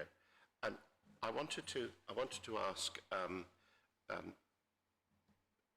people who are objecting to the scheme if there were particular views about the materials and colours and context of what might be proposed were the application to go ahead. Obviously, it's a big if, but if that was to be proposed, if in terms of brick colouring or other features of the materials. And also, secondly, I'd like to ask, actually, the gentleman, I didn't catch your name, I'm afraid, but from Crompton Court, I'd also separately, if there was something that you would like to add about the impact on Crompton Court, then I'd be happy to hear that. But in terms of the rear facade that's proposed, perhaps would someone like to help? Oh, yes, thanks, Chairman. I think the people on South Terrace who face the back of this building, which goes out to the very end of the footprint. So, to the councillor's point, the developer has taken the entire footprint and put in the largest possible box that they can. The people on South Terrace are extremely worried about the extensive glazing. Many of their living rooms and bedrooms look into that glazing. And I can't imagine that in the evening when the cleaners are there that they're going to be cleaning the house in the dark, cleaning the offices in the dark, so those lights will be on until the late evening. And that will seriously affect the living conditions of people along South Terrace. Sam, do you want to add to that? You live there? I think that's, again, a very good summary of how we feel. As far as the materials being used are concerned, as long as they're no higher than what they are at the moment, I'm slightly less concerned about what actual materials are. But I think that Crompton Court has got another point. Sorry, if we can just look at the photo from Crompton Court, which Matthew, I'm not sure whether it was before or after, but I think so. You've got it here on the. It's a sort of partial photo, but on the right-hand side, you can see, as I mentioned before, you've got circa 30 properties or so, a large number of properties over 6 floors, 5 floors on the rear, and at the moment, those properties can have sunlight coming in, and they have a view probably 1 kilometre to South Kensington Tube Station, and to the right you can see to the V&A. And so a lot of sunlight coming in. What will effectively happen under this proposed construction is you're going to basically block out everything on that right-hand photo, and we submitted some drawings of this in the objections. And so, a very material number of properties will have a 26% or around 15 to 26% reduction in sunlight and daylight. And I think we've tried to make this point a number of times to welcome, and there's been little to no interest in entering into a discussion on this. Even the report that was done, to the best of my knowledge, the report that was done by their sunlight daylight expert didn't even go and visit the flats. It was just a desktop exercise. And so I think the reality is that this is going to have a very material, whilst it may be set back slightly, it's still going to have a very material impact on the amenity of all the residents at Crompton Court, and that's why we're objecting to it. Councillor Husband, could we add to your question? You asked to see the rear view. Could we see that again, please? If you look at that, yes, yeah. You can see exactly why people are concerned. It's huge.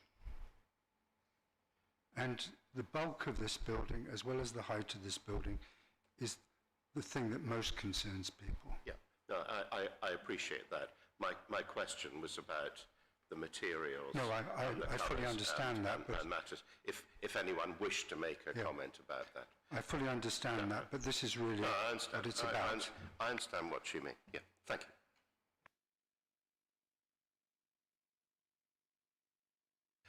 Okay, well, thank you everyone who's spoken.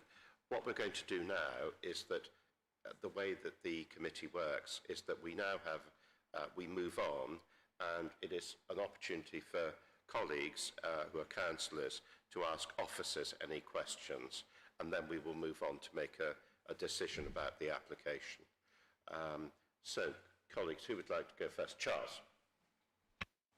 Thank you very much. I'd like to ask Mr Woodhead what was proposed by the council on servicing the building. We heard from the applicants that the council's traffic department, highways department, were very happy with the servicing arrangements. I just want to understand if that's correct, because I want to be consistent in some sense as between the sort of executive arm of the council and the decision-making arm here.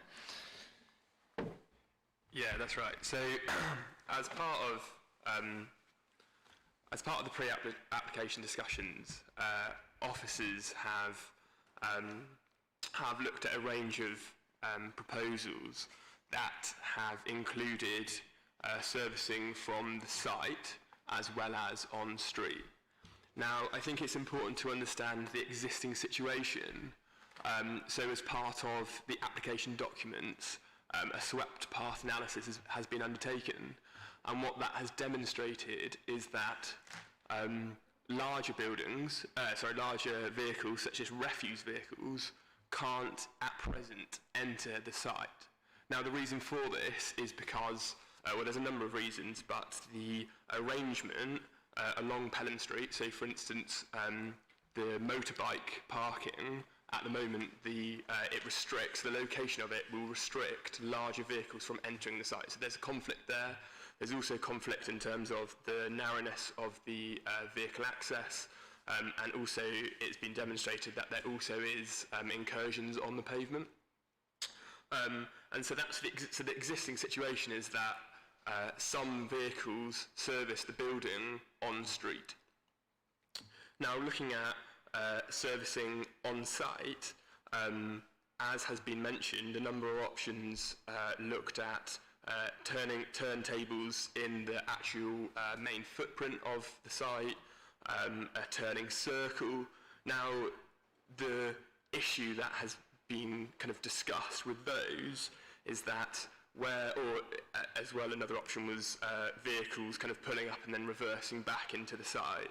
Now, the kind of conclusions with those options are that the vehicles are still passing over the pavement, and actually the requirements and the size of the vehicles means that there is still a large amount of curb space required to get the vehicles to travel from Pelham Street over the pavement and into the site, because they need, it's not just about the width of the vehicle access itself at the site, it's also about the turning circle. So the vehicles will turn into the site, and it requires a space that is quite considerable along the pavement. So in effect, if you have a servicing yard in the site itself, the pavement, the section of road along Pelham Street would have to be put over to allow the vehicles to turn properly into the site.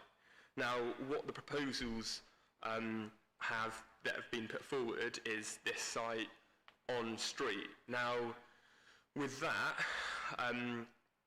the servicing requirements, so the applicant has put forward a data set, so if you used a TRIX database which looks at sites across London to demonstrate or to forecast what the servicing vehicle requirements basically for an office space such as being proposed. So that has kind of concluded to a figure which has been mentioned previously, and what officers have also pushed is for that data set to be sensitivity tested against sites, office sites in RBKC, to come up with a robust figure for the servicing requirements. So the proposed loading bay is a double loading bay on the street, and so, as has been mentioned, the capacity of that loading bay is 48 servicing vehicles. Now, the objectors have also put across, there's a transport consultant who's also looked at TRIC's data and has come up with figures for the servicing, and even taking those figures from the transport consultant of the objectors, that actually the loading bay that is being proposed would have enough capacity to service the building with those taken into account. And so actually what the proposal is, what's included in the proposal is the loss of that crossover. So at the moment, as it's been discussed, there's the two crossovers that cross over the pavement into the site, and any servicing bay that is in the site would have to have those crossovers. And as part of the proposals, that is being removed, and so that conflict is being addressed, if you like, in terms of that conflict between servicing vehicles going into the site and out of the site.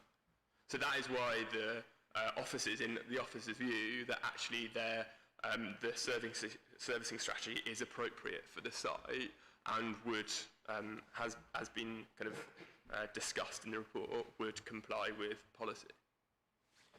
Thanks very much. And then very quickly to follow up, what do you say to the suggestion that if the servicing bay were moved into the building, one could use the shared space that's proposed at the moment to plant trees? It's difficult to kind of assess it without the technical analysis, but as I've described, the requirement of servicing vehicles isn't just the width of an access into the site, because of the turning circle and the space required for those vehicles to turn into the site. So if an on-site servicing strategy was proposed, then actually, as I've mentioned, there would still be a requirement to have a reasonable amount of curb space left for the turning of those vehicles into the site. So, and that's kind of, at the moment, that is what has been demonstrated with the swept path analysis, is that the layout is such that actually it restricts the large servicing vehicles that goes into the site, and that could be a potential issue if kind of other things are placed in front of the site, basically. Thank you. Thank you. Councillor Bennett. Tom. So, Sam, on the servicing, going back to the point I was raising earlier, what were Highways officers' views on if we're servicing from the road and we've got quite a narrow pavement, on the safety implications of that, and people potentially having to step out in the road? It might help if we get the sort of bird's eye view plan up on the screen, and if you could just talk us through the pinch points and why we're not concerned that they're too narrow. So I think this is the plan that you were referring to. So as part of the reconfiguration, and it kind of derives from the relocation of 3 pay and display spaces, but the pavement is being widened. Now, it's been mentioned about the building line, which has been back by a very modest amount, but the pavement in the proposed scenario has been widened here. So the building line of the 2-storey element has been sat back, so the existing gym at the moment comes across here. So this building line is being sat back. And so in this location here, I think you can see my cursor, but the motorcycle parking has been, is being moved to the east to allow for a greater amount of space on the pavement. So at the moment, the pavement goes quite sharply in, and it's almost a pinch point, really. And in the proposed scenario, that actually the pavement would be extended to allow for greater movement here. The same situation is going to happen outside the entrance of the building. So the entrance of the building is sat back in the building line, so you can see this here, and then the pavement, so not the shared space, but the actual pavement itself, would come out further than is currently, and allows, and then comes back in to accommodate the loading bays. And so actually there is an improvement, and officers consider that there is a betterment in the pedestrian environment again, when taking into account the removal of the crossovers and the these kind of spaces that are increasing the pavement width.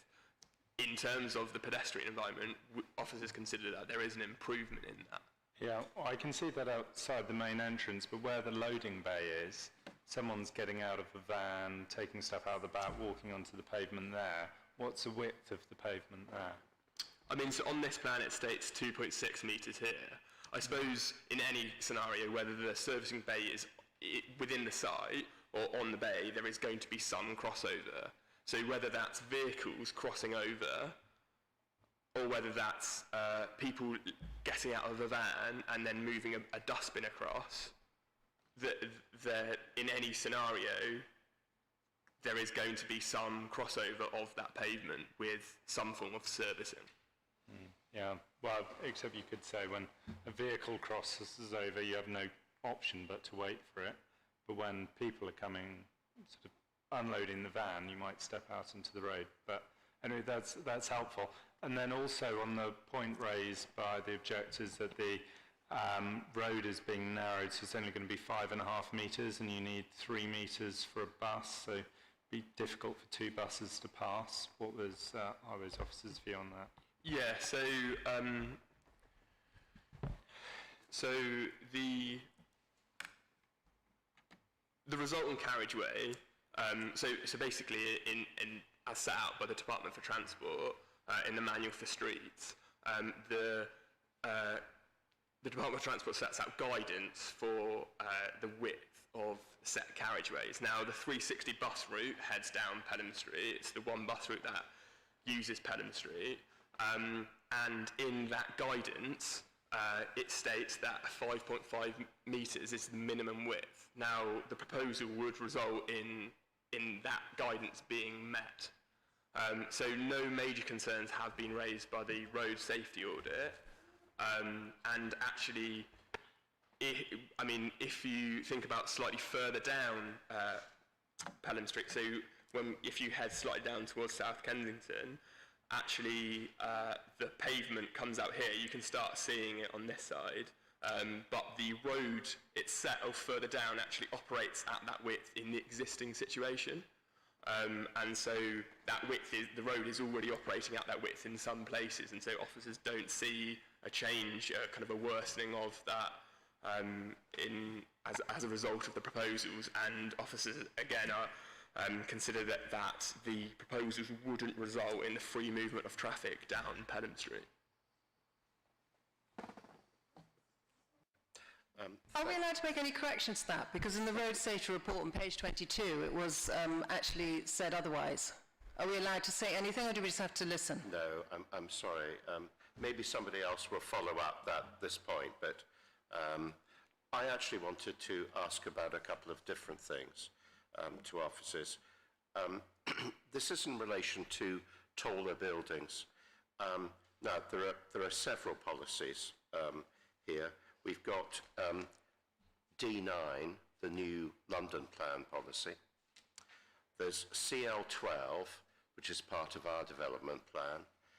And we've also got the Building Heights SPD, which is from a few years ago now, but it is obviously a current document.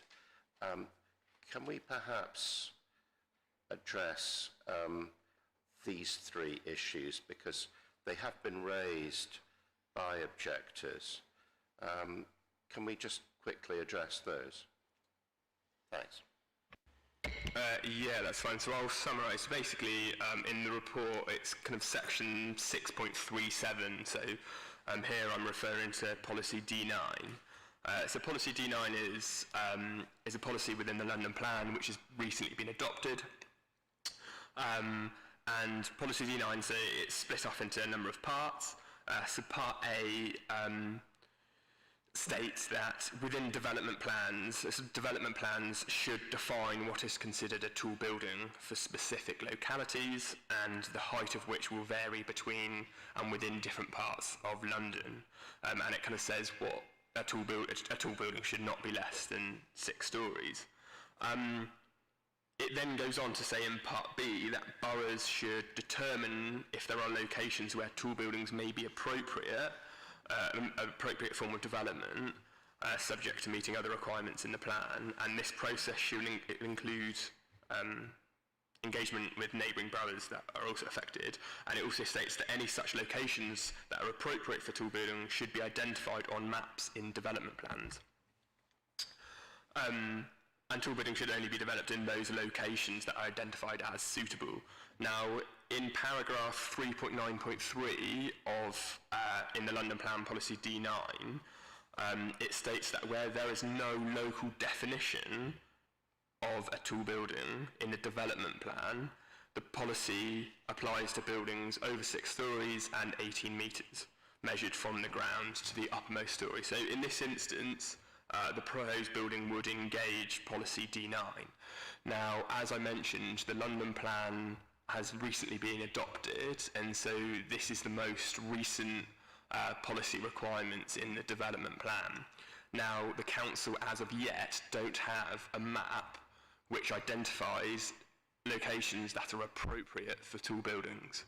And so, because of that instance, there is an in-principle conflict, and this is because the London Plan has been adopted recently, and the local plan process has only just begun, and so that hasn't been. So the London Plan is the most recent kind of document and the policy requirements. Now, in part C of policy D9, it identifies the impacts of a tall building. So it categorises these into visual, environmental, functional, and a cumulative look at the impacts of a tall building. Now, I won't go through it at the moment, but in the report, it addresses those specific points in relation to the impacts of a tall building, and in the view of officers, the proposed development would have an acceptable impact. Essentially, it wouldn't result in a harmful impact, and so it meets the requirements of Part C of Policy D9, and then Part D of Policy D9 looks at public access into a site, and given the proposed use of an office building, it's appropriate not to have public access into an office building. And so in officers' view, whilst there is an in-principle conflict with Part B of D9, that actually when read as a whole in terms of the development plan, that actually the proposed building would comply with those policies in the development plan. In relation to the building heights SPD, it was obviously, it's been around for a long time, and as I mentioned, the London Plan is a recent policy document that forms part of the development plan. Now, in relation to the proposed building doesn't meet the definition of a tall building within the building heights SPD. So that is the reason why the building heights SPD is not referred to. It meets the definition of the tall building within policy D9, and I think there's an important separation to be made in that instance. And then in regards to policy CL12, so CL12 requires new buildings to respect the setting of the borough's valued townscapes and landscapes through appropriate building heights. And in achieving this, it sets out what the policy seeks to achieve, and so it says it requires proposals to strengthen our traditional townscape in terms of building heights and roofscapes, reflect the prevailing building heights within the context. And then Part B goes on to state that it resists buildings significantly taller than the surrounding townscape other than in exceptionally rare circumstances where the development has a wholly positive impact on the character and quality of the townscape.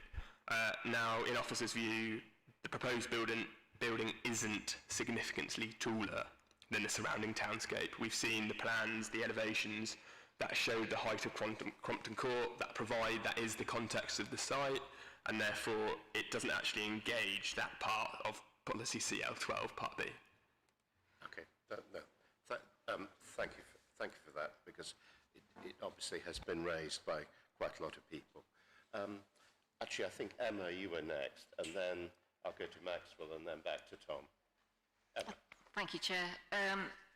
Yeah, there was some of the statistics in the in the documents that I find quite difficult to understand. The whole issue about trip generation and parking and so on, I find, very, very hard to take. And the actually narrowing the street, not that I've driven there much recently, but certainly I remember having to pull in to let buses pass in Pelham Street. It's very, very busy, and the idea of having all those extra journeys post-COVID, if we are ever at that point, with 450 people demanding stuff all day delivered to them, I just don't understand that. I don't believe it, basically. Excuse me. The other issue, which hasn't come up yet, is this claim for zero carbon. And honestly, what on earth is zero carbon if we're demolishing a building and putting up a huge lump of concrete, which isn't particularly beautiful? So the embodied carbon, it's not the whole life cycle. We cannot say that. We really can't say that.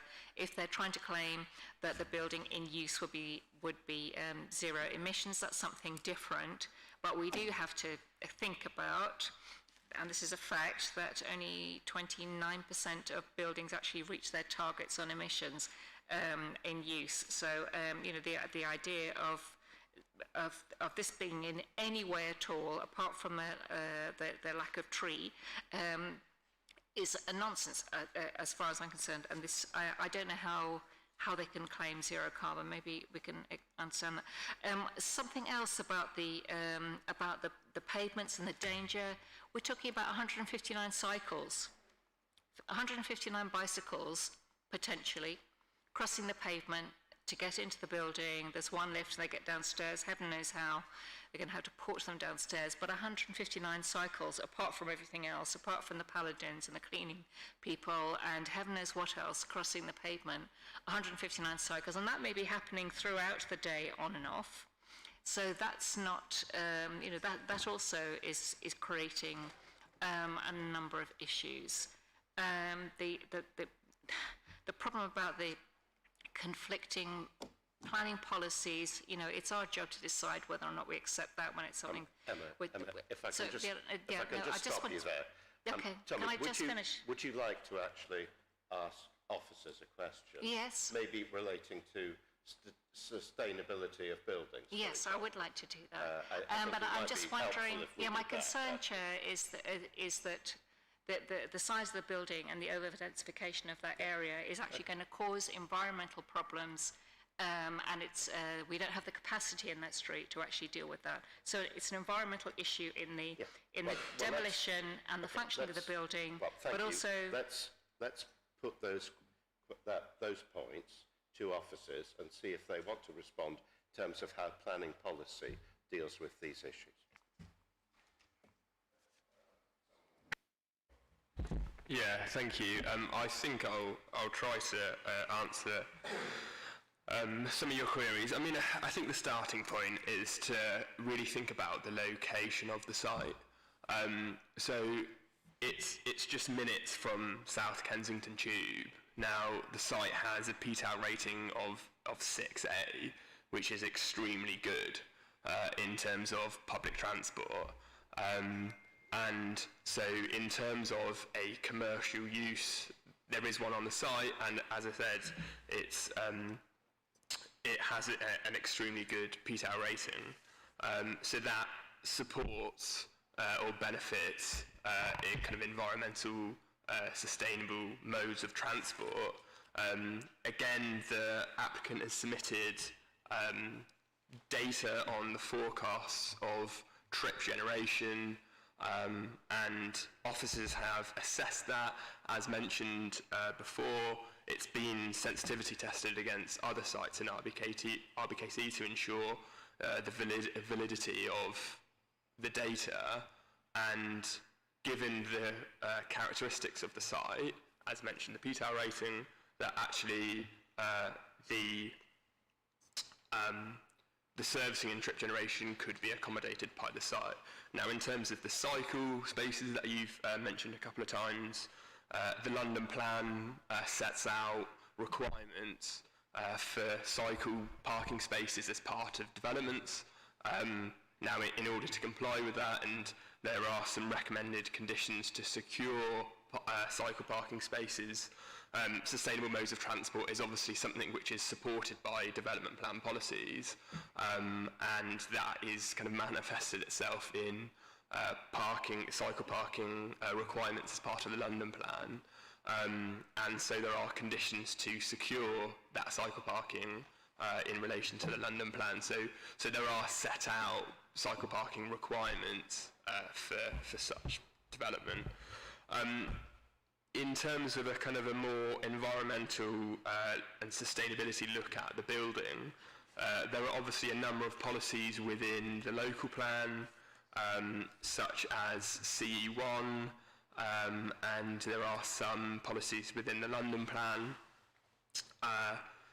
which with a focus on reducing greenhouse emissions and sustainability of developments. Now, in terms of the local plan, so as I mentioned, CE1,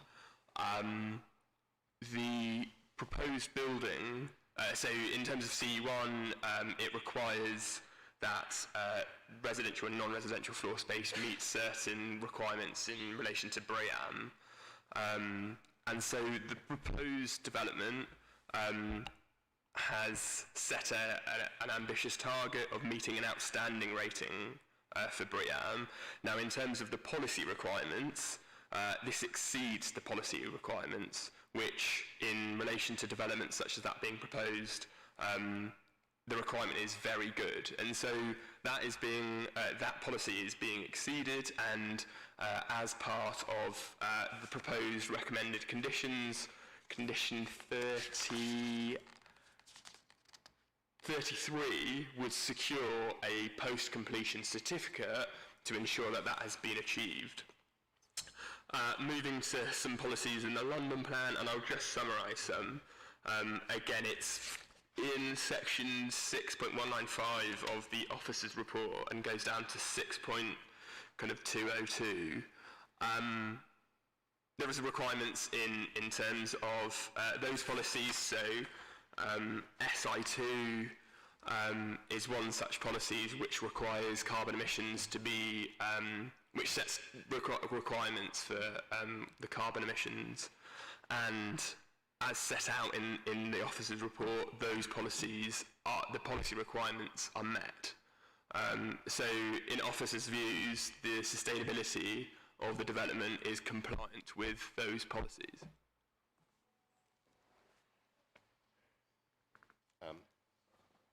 Thank you. Actually, we're just going to take a very short break of just a couple of minutes. Thank you, and then we'll come back to this section of the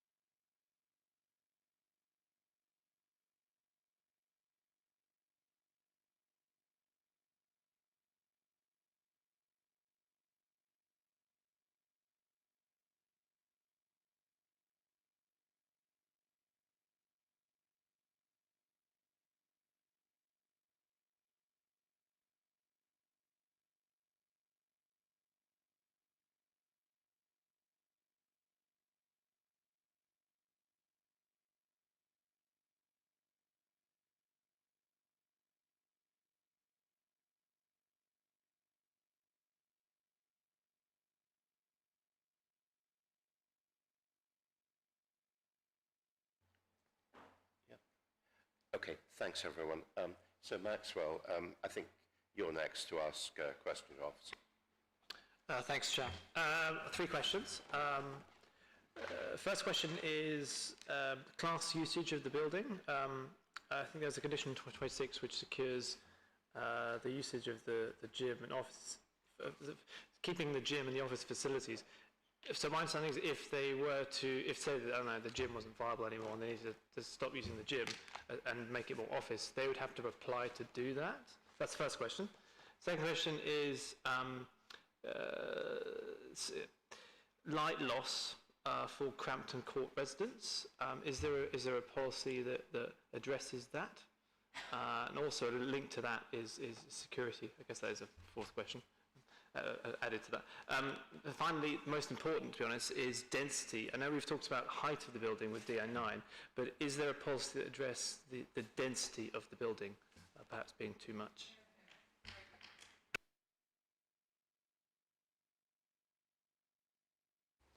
Yeah, okay, so taking your first question about use classes, so the existing site comprises of the retail, the gym and the office. Now the use classes order was amended in 2020, which placed a greater number of uses within essentially a commercial use class. So all of the following uses are now form Class E. They're part of Class E. It is correct in saying, and it is kind of discussed in the report, but to change the use within Class E wouldn't require planning permission. So if the applicant or someone who owned the retail unit, for instance, that could change to another use within Class E without the requirement of planning permission. So what else? What else could it become within Class E, for example? If so it could, for instance, it could become office. It could become office. Yeah. Okay. So as set out in the planning history of, in section 4.2, it identifies the planning history. So in 2000, the basement levels prior to that were ancillary space for the office space, the above ground office space, and that's when there was an application at that time to change from Class B1, the office, to Class D2, the gym. Now, because of the use classes have changed, that they have been revoked, so B and D have been revoked, and now they form in Class E, so it would be possible for the gym to change use into an office. It would be? Yes, without permission? because they form part of the same... Right, okay. They're within that same use class. So what have we secured? So as part of condition 26, what it would do is it would secure those 2 uses in perpetuity. So it would basically say that it would secure those uses, and to then change those uses would require an application to the council. So it provides the council... So if the gym closed when they were to make it office, that requires... Yes, if the development were approved and that condition were in place, so if there's a condition in place on a use which secures a use, then an application would be required to then change that Thanks use. for clarifying that. And sorry, can you continue answering? So in terms of your second point on light loss, so in regards to that, policy CL5, which I'll just get up, but it's an overarching policy which requires the safeguarding of living conditions of neighbouring properties. And so as part of CL5, it looks at so daylight and sunlight received by neighbouring occupiers in existing properties. It looks at visual privacy, and it looks at kind of an increase in sense of the enclosure, and just in general the impact upon neighbouring occupiers. And then Part E of that policy is requiring the reasonable enjoyment of the use of buildings, gardens and other spaces is not harmed due to increases in traffic, servicing, parking, noise, disturbance and odours. So is that open to interpretation? Because, I mean, obviously this building being quite nearby Crampton Court, that's obviously enclosing on them. So in regards to daylight and sunlight, there is kind of a standard practice in terms of, so there's guidance, which is the British Research Establishment Guidance in 2011. So that's referred to in section 5 of the report, 5.5 to be specific. But that basically sets out a number of tests, the vertical sky component, the no skyline test, to set out essentially what the existing daylight and sunlight that's received by properties and neighbouring properties development sites are, and then looks at what that would be in a proposed scenario with the development after development is built. Now, in specific relation to Crompton Court, a daylight assessment has been done to a number of properties, and in 6.103 and 6.104 of the officer's report, it sets out that those the properties that comply with those tests, and then in 6.104 it sets out those that actually breach the guidelines. Now, whilst they breach the guidelines, that isn't to actually say that a development itself is unacceptable. These are guidelines, and so it's not a policy requirement. Now, in policy CL5, if we go back to it, and we look at the pretext, which I'm just, oh, I've got a section here. What you're saying is there is harm, but you have to take it in the round. So in officer's view, there is no material harm to the living conditions of those properties. Now, so Crompton Court's being referred to, so 26 flats in Crompton Court were assessed, and 12 of these flats rely on lights from the light well. And of those, 8 homes would experience breaches of the BRE. Now, in CL5, in the supporting text, it talks about the application of technical guidance isn't necessarily an appropriate guide to certain circumstances. So when we're talking about the site in an urban environment, so the tests are basically set a rule of thumb for kind of suburban environment. So when we're talking about urban environments, that actually there needs to be a bit of flexibility that is applied to these tests. It is a judgment, though. It is a judgment, yeah. So right. As kind of set out in the officer's report, the impacts on these flats in Crompton Court are assessed, and what has been taken is the layouts of these flats. So I visited a number of these properties with some of the objectors and have walked around some of these flats, and the way that the building has been designed is that there's 2 limbs of Crompton Court. I think it's beyond. So there's a northern limb and a southern limb, and there's flats in those limbs. So you can see this is the northern limb, and then this is the southern limb. And the design of the building has been that generally the room uses that look into the light well have a lower requirement for daylight and sunlight. So bathrooms, kitchens, bedrooms, and the main living conditions in general are located either to the north, so overlooking the railway line, or to the south on Pelham Street. And so actually, whilst there are some breaches in the daylight and sunlight, actually these breaches are, in officer's view, wouldn't impact upon the enjoyment of these properties, because the main living accommodation, the main habitable accommodation is actually set away from the light well. And in certain circumstances, the existing low levels of daylight are as a result of their location within the light well, and the pretext of the policy recognises that in those instances there will be low levels of light that will be received by those properties. I think it's also, or those considerations, because they're low level in terms of the building heights and they're set within light wells. I think it's also important to understand as well the relationship, and I think this kind of illustration shows it well. So here the protruding element into the light well.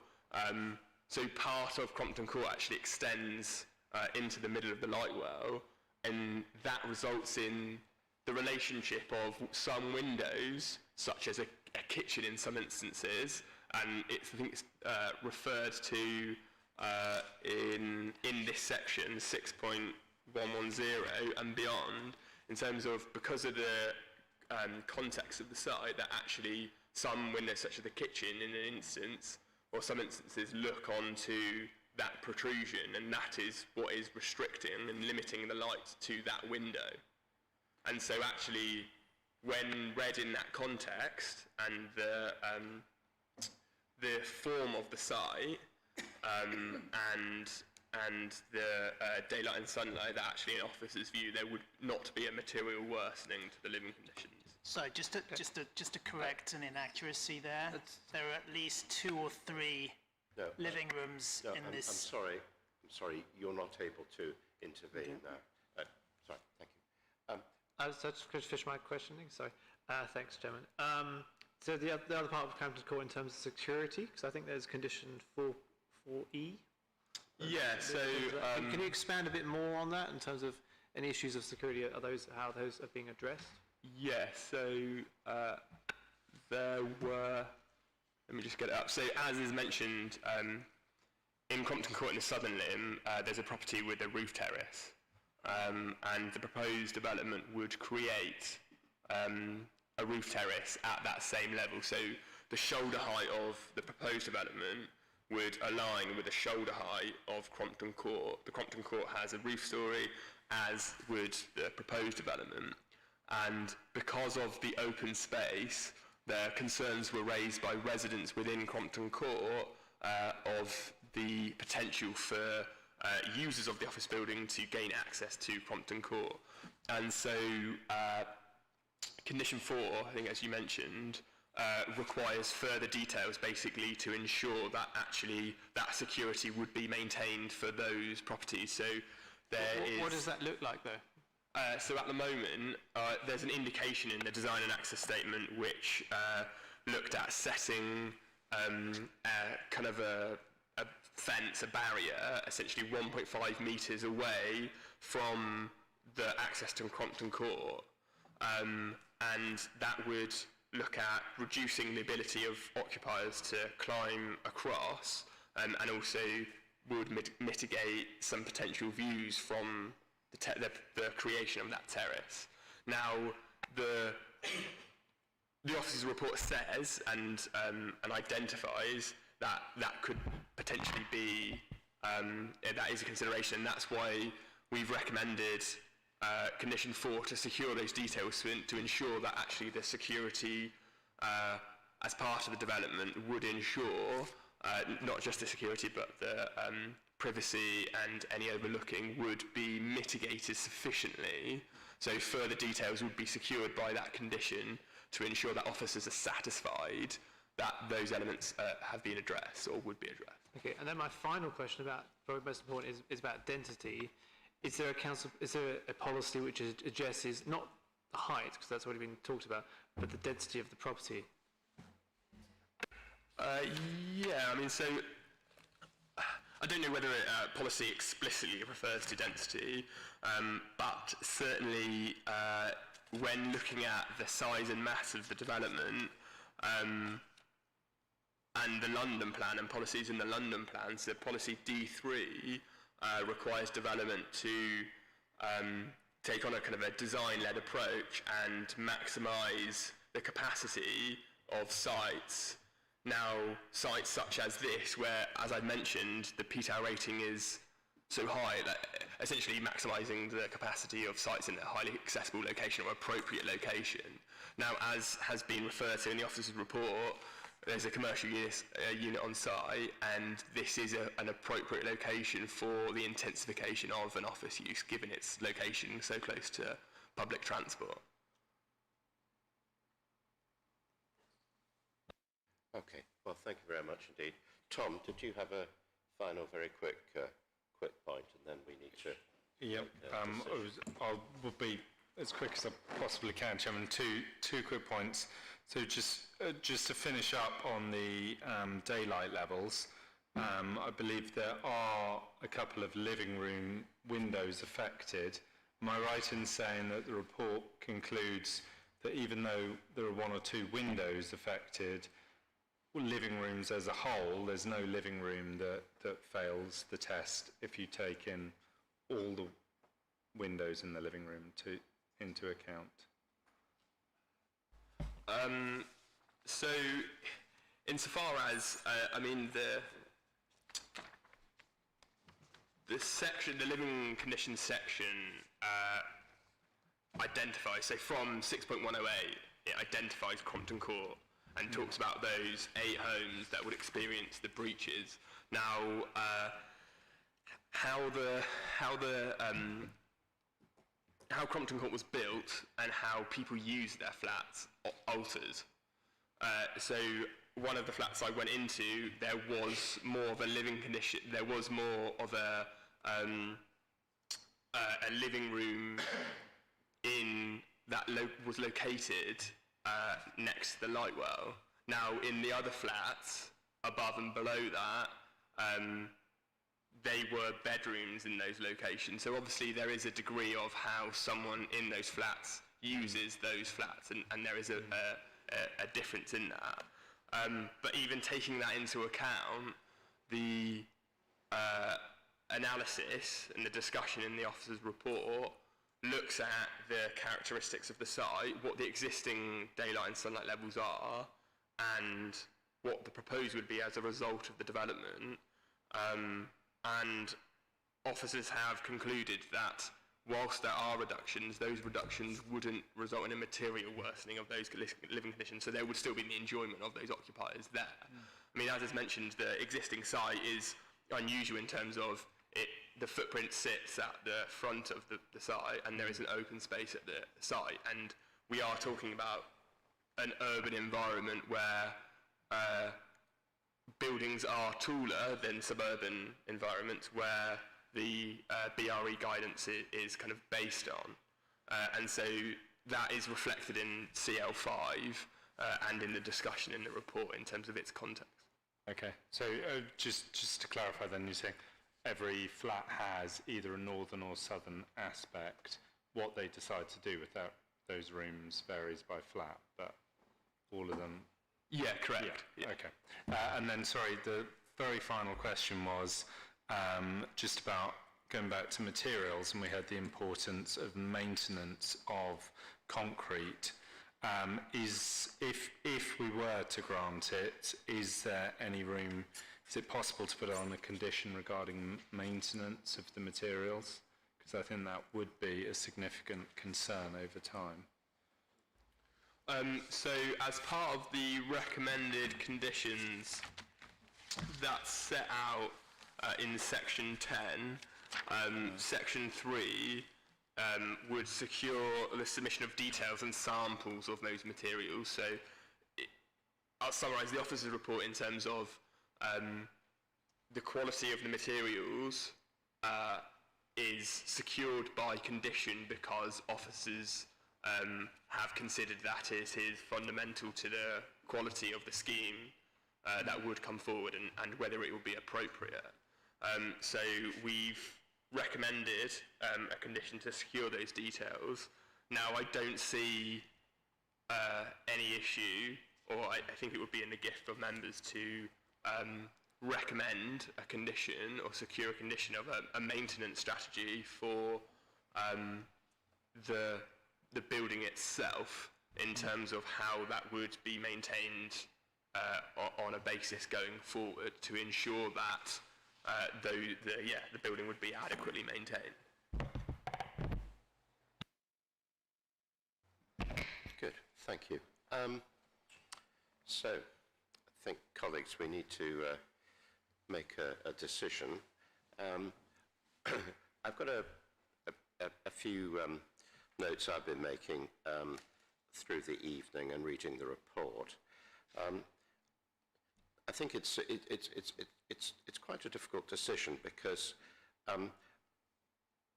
several of the things which in planning terms are actually significant benefits are things which I can personally easily understand a lot of local people probably view with total indifference. And I'm thinking of, for example, the provision of additional office accommodation in the area. Now, the fact is that is part of our development plan to support additional office space.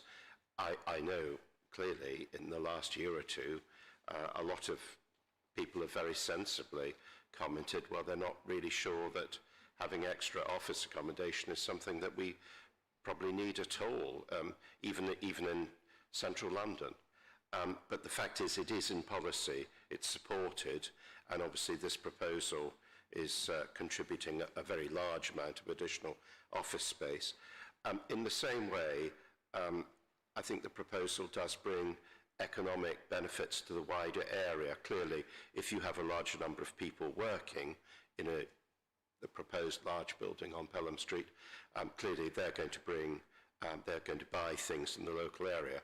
And I can easily see that many people might feel that the area around South Kensington was quite busy enough as it is without having additional people in the area, whether they're working there or visiting or whatever. But again, in planning terms, these are, I think, colleagues, these are two significant benefits, and I think we have to recognise them as such. In terms of design, I'm sort of more neutral. I think perhaps, like a lot of people, I tend to think that a lot of modern buildings are rather dull affairs. I think in context, what's proposed in front of us, I certainly don't think it's worse than an awful lot of modern buildings that I've seen get permission and seen built out. But, you know, people can have different views on that. I think that the servicing and public realm issue, yes, I agree with the colleagues who've questioned this. I suspect that on balance, we probably have to say that in terms of highway officers' approach and the approach that officers have taken generally, it probably has to be considered as acceptable.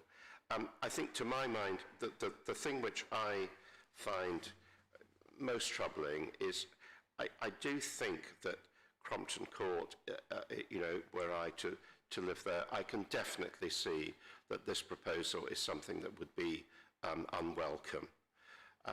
Now, of course, you then move on. Meaning something's unwelcome, does that mean that in planning terms it's unacceptable? I'm not sure. I think it's a difficult one. Clearly, there's going to be a substantial building quite close in a way that at the moment isn't the case. And I think that will have an impact. Personally, I'd be inclined to think that there could arguably be a harm to residents there. I think that the BRE guidelines about daylight sunlight are actually it's a very technical matter, and I don't think they breach any of that. But a sense of enclosure is something slightly broader, and I think it might be possible to argue that there was a harm in terms of a sense of enclosure. So I think that would be something that we also have to consider. But that's having listened to everyone speak and comments. That's my thoughts. How else do we, colleagues? How do we think about all of this?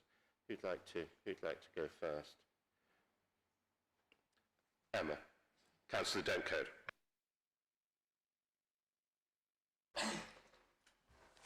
Thank you, Chair. I just think that it's too big. The whole thing is too tall, too wide. It's greedy, actually, but I don't find it attractive. That's another issue. But generally, it will create far more problems than it solves. It's not an issue against having office space there.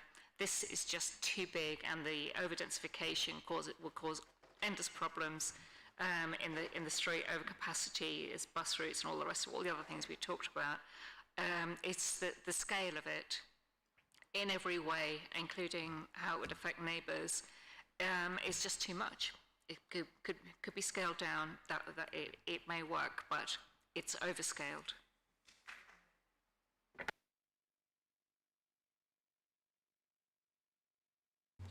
Thanks very much. I don't actually have a problem with the bulk, scale or massing of the building, but I do have a problem with the servicing arrangements, and I'm torn because I realise officers have encouraged the applicant to go down this path, but I find it very difficult to accept that it's better for residents and pavement users to have cages of food and office supplies being pushed across the pavement, multiple cages out of one Luton van, rather than having the van drive onto the site. And I take all the points about the sweat path analysis, but I still think it would be better to have all the servicing done within the site and to lose some of the office space as a result. And of course, I would like to see trees planted in place of the proposed shared use bays along the front of the building. So unfortunately, I do have very real difficulties with the application as it is before us, but I'm happy with the bulk scale and massing.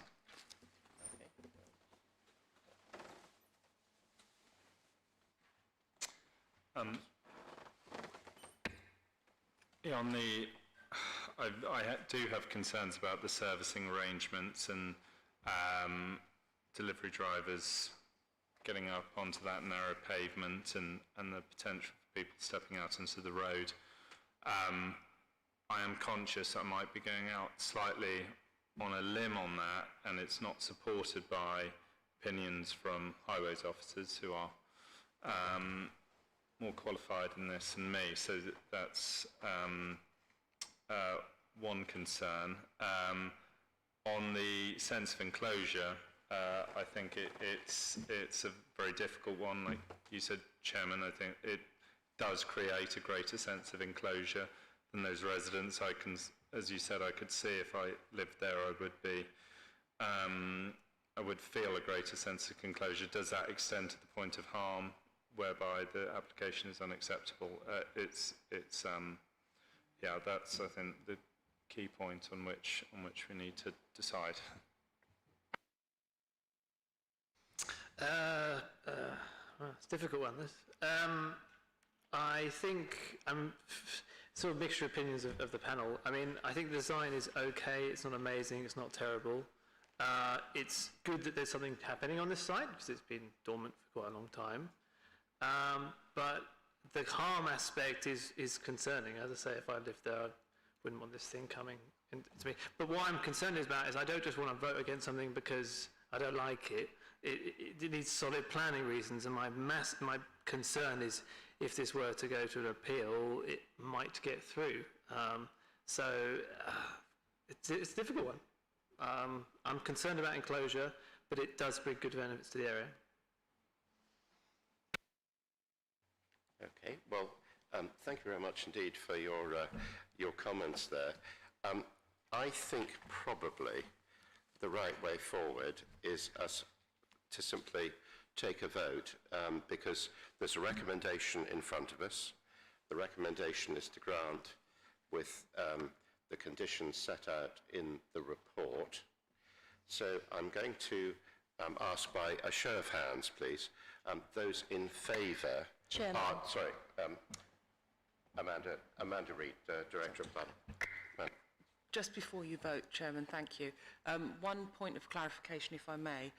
It was just on the verbal response that Mr. Woodhead made just for the minute in response to the density question, where he made reference to policy D3 and used the word maximise, which should have been optimise.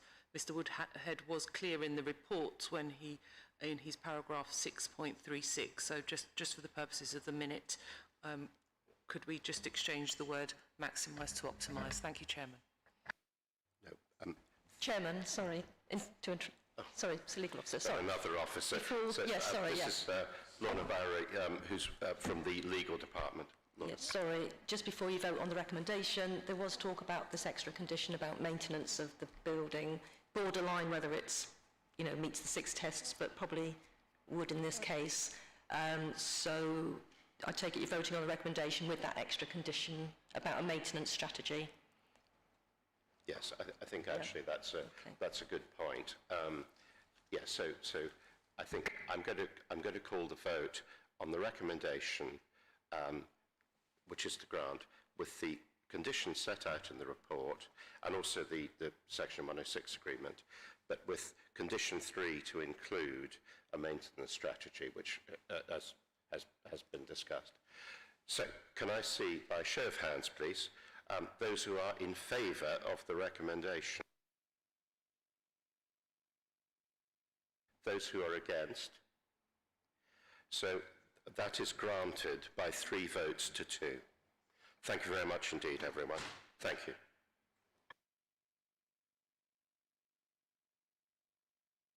I think we should now take a 5-minute break, and then we'll move on. Thank you.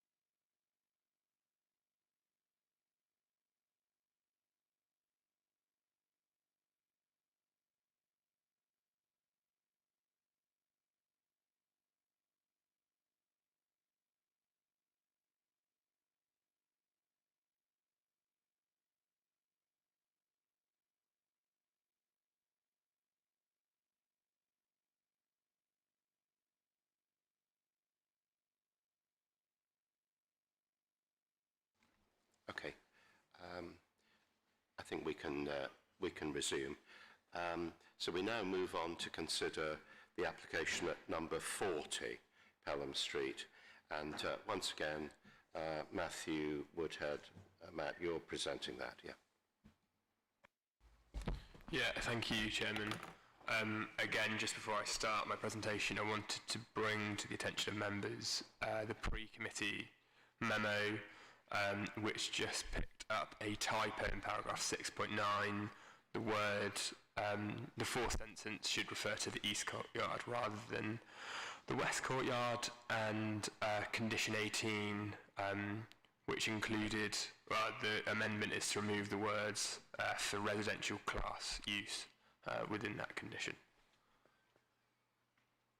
So the application site is located on the southern side of Pelham Street, between the junctions with Pelham Place and Fulham Brompton Road. The existing building forms most of the frontage of this part of Pelham Street. The existing Pelham frontage is characterised by a brick wall split up by an ordered row of arches, as you can see in the slides and the photos on the slides. The existing building comprises a two-storey structure with an undercroft car parking at ground level and office space at first floor level. And this slide just shows the undercroft parking on the left-hand side and the office on the right-hand side at first floor level. Several garages are also located on the site, and this is adjacent to the western boundary. So in summary, the proposed development, or the development proposes the demolition of the middle section of the building, which is behind the existing tree on the site, and the demolition of the western part of the building behind the retained brick facade. And it's proposed to replace this with a two-storey building to the western part of the site of an enlarged footprint and massing. The proposal includes the refurbishment of the eastern part of the existing building. The office use would be retained and enlarged as part of the proposals, and the development would create a courtyard in the middle of the site. It is also proposed to excavate a single-storey basement beneath the replacement western part of the building.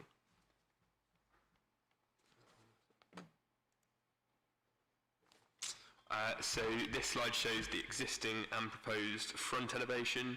The existing, which is on the top, the red illustrates the extent of demolition. So you can see in the centre, you can see the demolition of the arches in the brick facade, but the facade itself would be retained, and the demolition of the central section, as well as on the right-hand side of the top photo, the demolition behind that retained facade.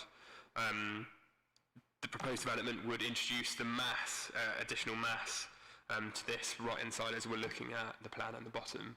That's the western end of the site.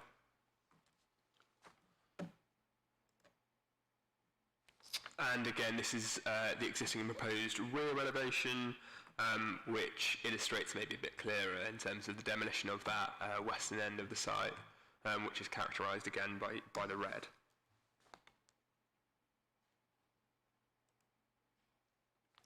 So this slide shows the existing and proposed ground floor plans. At the moment, the building on the site stretches almost along across the site, not quite the full width, but the proposal would split the site in effect into two buildings, so an eastern building and a western building, and a courtyard behind an extension of the front brick facade. So the brick facade would extend across the courtyard, and this courtyard space would be created in the middle of the plan form of the site. And then the proposal would replace this western part of the existing building. Again, the garages that I mentioned are located here across the western boundary of the site. And you can see in this instance the proposed footprint of the western building. And this is just a clearer illustration of the proposed courtyard in the central site. So we've got Pelham Street above. The existing London plane tree would be retained, and the development would create this wall that would curve around the existing tree. We've got the eastern building on this side and the western building on that side, and this is the entrance courtyard to these buildings. So this section on the slide now shows the proposed east elevation of the western building. So this would be the elevation that fronts onto the entrance courtyard. And you can see the relationship with Pelham Crescent and Pelham Street.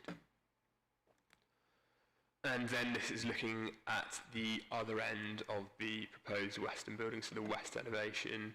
And in this instance, again, Pelham Street is on the left-hand side, and the proposed additional massing and the relationship with the Pelham Place and Pelham Crescent properties.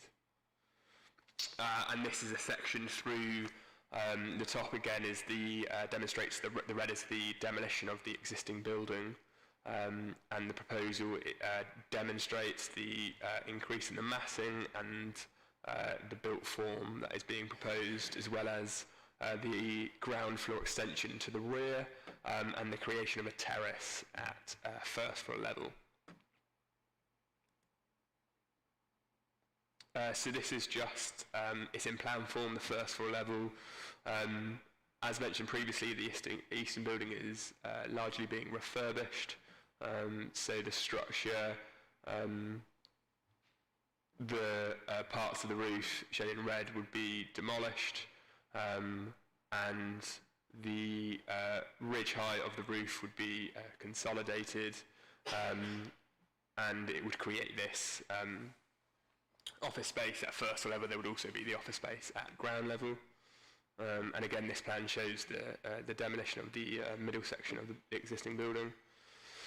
And then this shows the western part of the building. So again, it's the extent of the demolition to the western part of the building, and then the proposed footprint of the replacement western building. This bit here, that fronts Pelham Street, would be the office space, and then this would open out into a terrace, which will be located on the ground floor extension. And then there's just a couple of slides which show kind of a rendered image of what the proposal building would look like. So this is the eastern building, again with this facade being retained and the openings enlarged in the arches, and the replacement of the roof. And alterations to the reconfiguration of the eastern elevation. And then this shows the relationship with the existing tree, which again will be retained, the brick arched brick curved wall, and then the additional massing to the western building.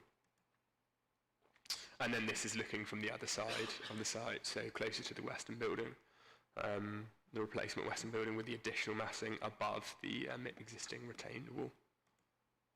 And that concludes my presentation. Okay, thank you very much indeed. Now we have registered speakers. Now, Councillor Mary Wheel. Mary, I think you're now again you're speaking on behalf of all of your colleagues, aren't you? So whenever you're ready, please go ahead and have up to 2 minutes. Thank you. Yes, I speak on behalf of my 2 ward colleagues and numerous residents who've objected to this. This is a small, awkward site, bordered by narrow pavements and backing onto Grade 2 houses. It's clearly, no one would argue with this, in need of improvement and refurbishment.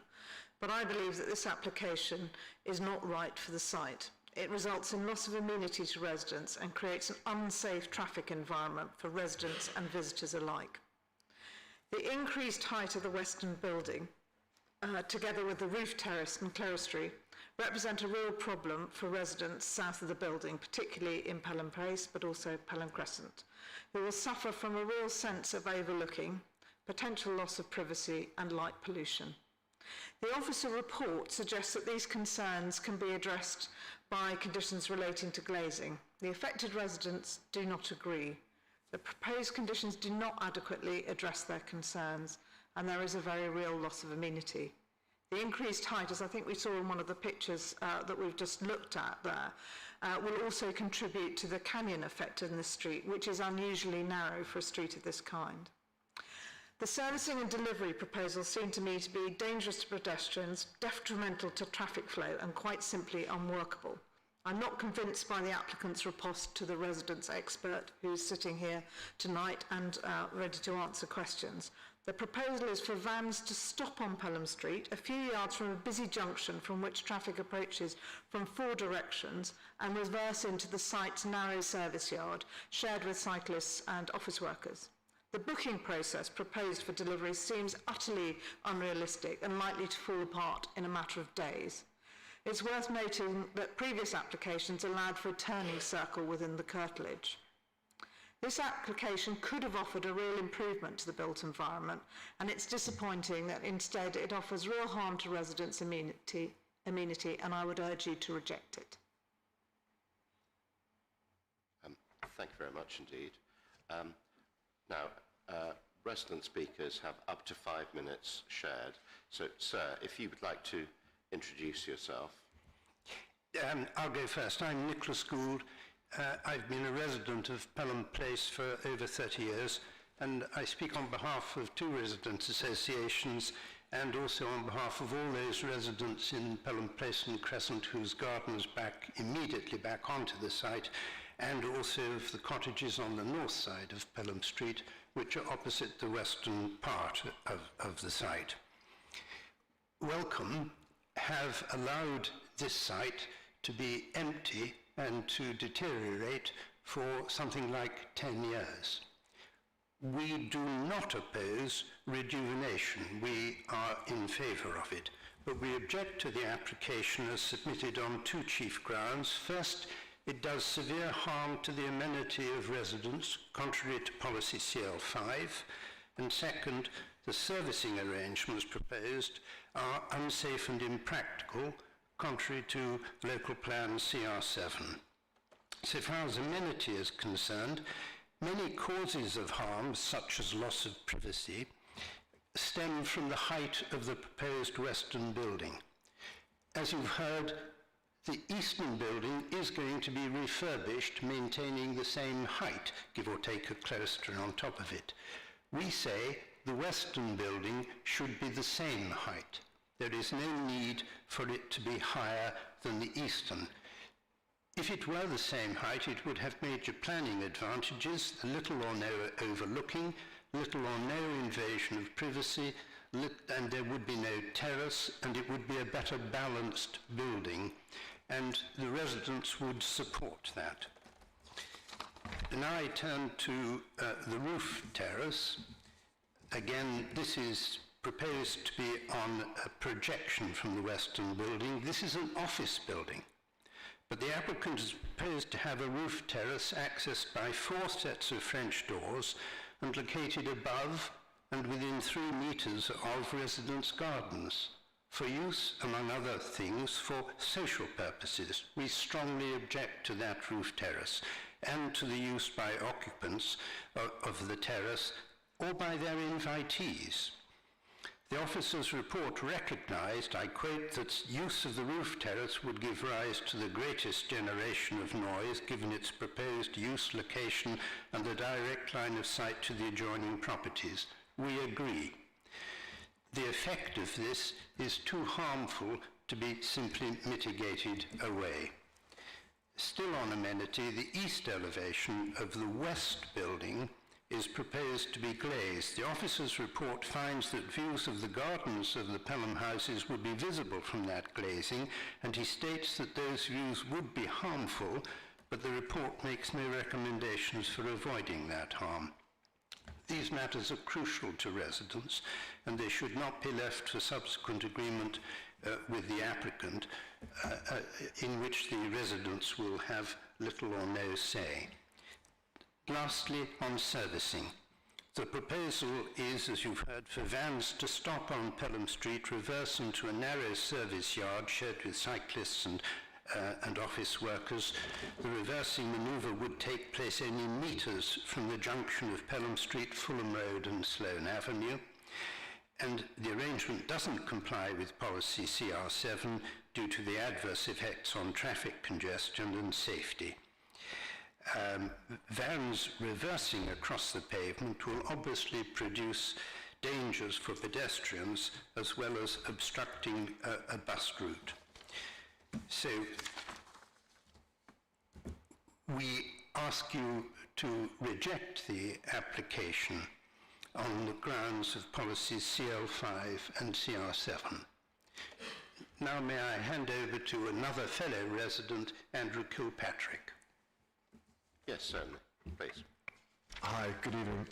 I live in number 6 Pelham Place, and I'm probably most directly affected by the proposed extension of the western building and the fact that the footprint of the building will be hugely expanded, almost to sort of our wall. I'd like to ask, in terms of the planning decision which was granted in November 2002 for the use of the building's offices as it is, where there were specific conditions applied, condition 3 and condition 6. Condition 3 was about loudspeaker relay equipment, but is of most relevance to the proposed terrace. The reason this was conditioned was to preserve levels of amenity enjoyed by neighbouring occupiers.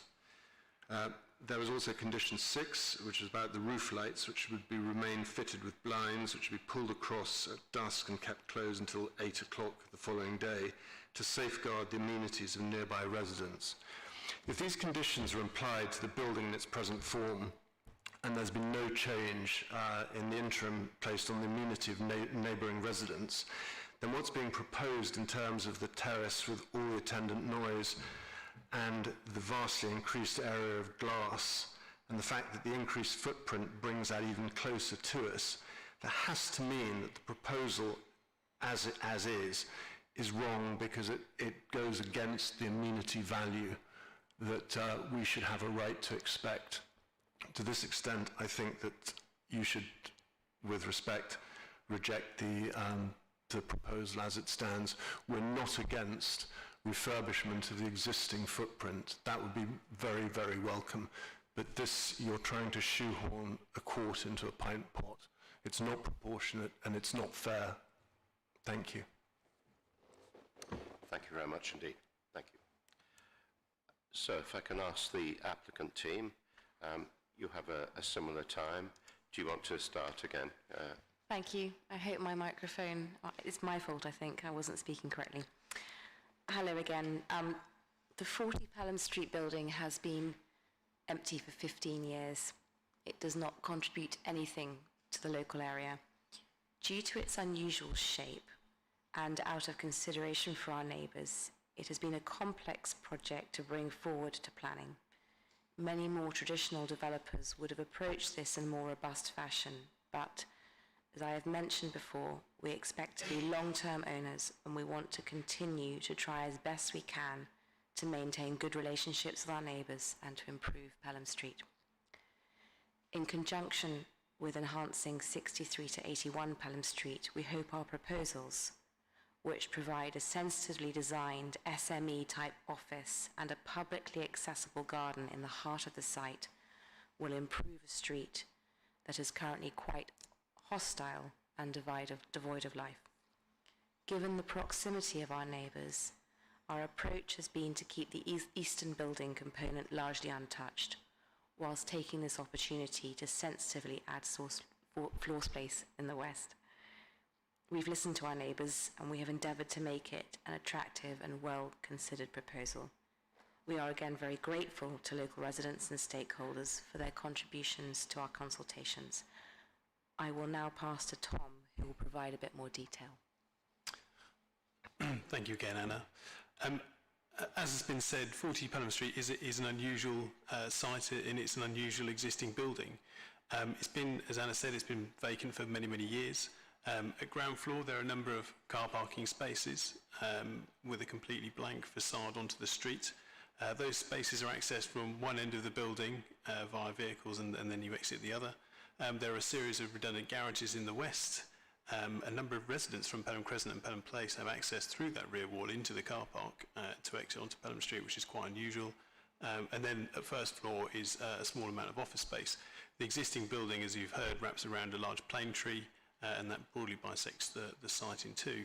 Our proposals are twofold: to retain the eastern component in large part and redevelop the western component, all behind this retained facade. Our scheme actually results in a reduction of floor space overall on the site, though noting will still represent an increase in office floor space. However, the main focus of the scheme is to bring back into use this redundant and vacant building. We're seeking to ensure that it can properly contribute to Pelham Street, improve the pedestrian environment and contribute to the economy of Brompton Cross. The buildings are designed to accommodate SME-type occupiers. The floor space created is not substantial, but the two buildings can accommodate 2 or 3 small businesses. The design treatment of the building seeks only modest changes to the eastern elements, as we've mentioned, due to the proximity of our neighbours. The change is limited to the recreation of a western facade onto the new garden and the lantern roof structure for allowing light in. The proposed garden space in the centre of the site is designed around the retained plane tree and creates a central arrival space that is accessible to the public and provides a green relief from Pelham Street. The western building seeks to take advantage of the more generous site area by creating a larger ground floor footprint and a smaller first floor, which overall is only a few metres taller than the existing building. The format remains the same though, with both the existing and proposed buildings being ground and first floor. During the design process, our architect 6A undertook significant work on this sort of complex and constrained site. The retention of the brick facade has been a constant theme, whilst the massing has altered and evolved along with the detailed architecture and the garden spaces. After collaboration with officers and residents, the design was again very favourably reviewed by the design review panel. In fact, the scheme that we presented to the design review panel was a story taller than the scheme before you this evening. We feel, though modest, this scheme can really improve the south side of Pelham Street, enliven a dead facade, and provide active employment floor space that can contribute to Brompton Cross and do so in a highly sustainable manner. We're now happy to answer any questions you might have, and again, we've got our professional team here for any specific questions. Thank you. Good. Thank you very much. Questions? Actually, I'd like to go first, and then Maxwell. I'd like to ask Mr. Kilpatrick, you were concerned with I think, if I understood it correctly, the west elevation of the western wing, so in other words, nearest to your property. Mr. Woodhead, can you put that up on the screen? I think you had those elevations. Is it that elevation, Mr. Kilpatrick, the west elevation of the proposed western building? Yes, this is the elevation, if I've understood this, this is the elevation that faces onto... So I beg your pardon, I think I'm probably meaning the south elevation, so that actually facing back onto Pelham Place. Right.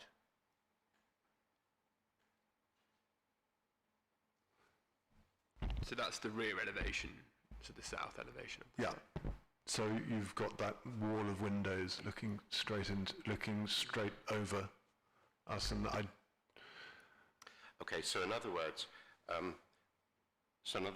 you're talking about the first floor windows on the south elevation of the site, which, because of their they're higher up, they potentially look onto the rear of your property and your neighbours.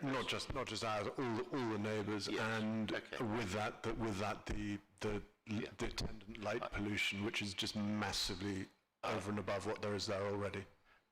No, thank you for that. And also, if I've understood correctly, the proposed terrace would sit in front of those windows. If I've understood the various drawings and correctly, is that? That's my understanding. That's your understanding as well. No, that's helpful.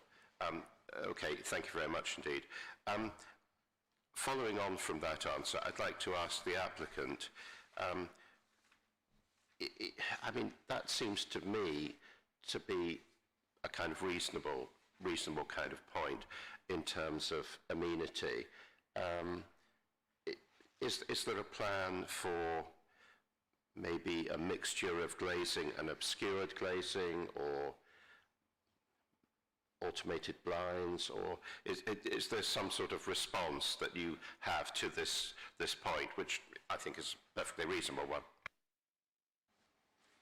Thank you, Chair. I think yes is the short answer to both of those questions. So we're incorporating obscured glazing across that rear elevation to ensure that those residents' amenity is protected. And we'll be including things like smart lighting and all that sort of stuff and blinds to ensure that when the building's not in use, it will be dark. Okay, thank you very much indeed. Maxwell, did you want to go next? Thank you, Jack. Two questions for the applicant. One is a local councillor, Mary Will, raised the point about the wall going around the trees in terms of how strong that will be, because obviously trees move and walls crumble. So, I mean, what's the wall going to be made of? How are you going to mitigate potential of it crumbling away as trees grow over time around that? And the second point, in terms of why is it that the western, I think, is it the western? The western side is higher than the other side. Why can't they be even?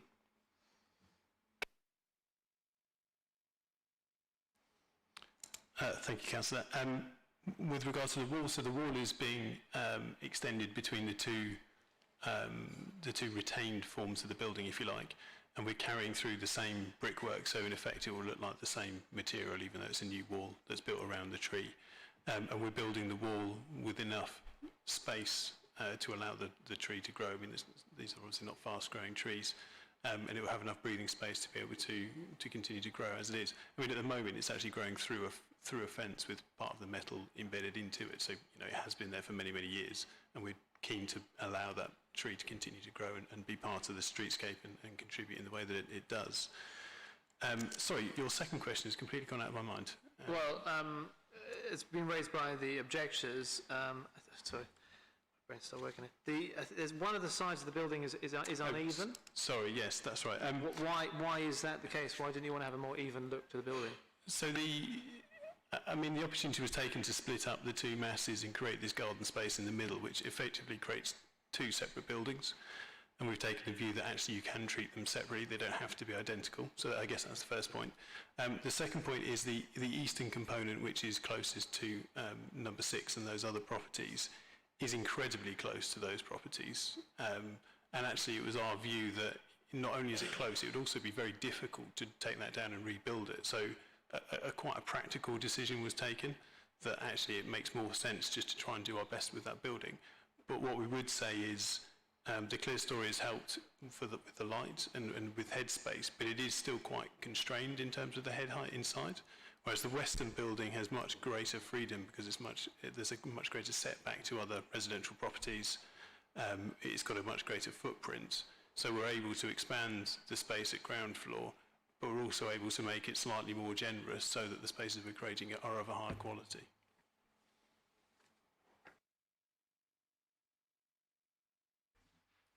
Thank you, Chair. I've got questions for the applicant, whoever I'd like to answer really.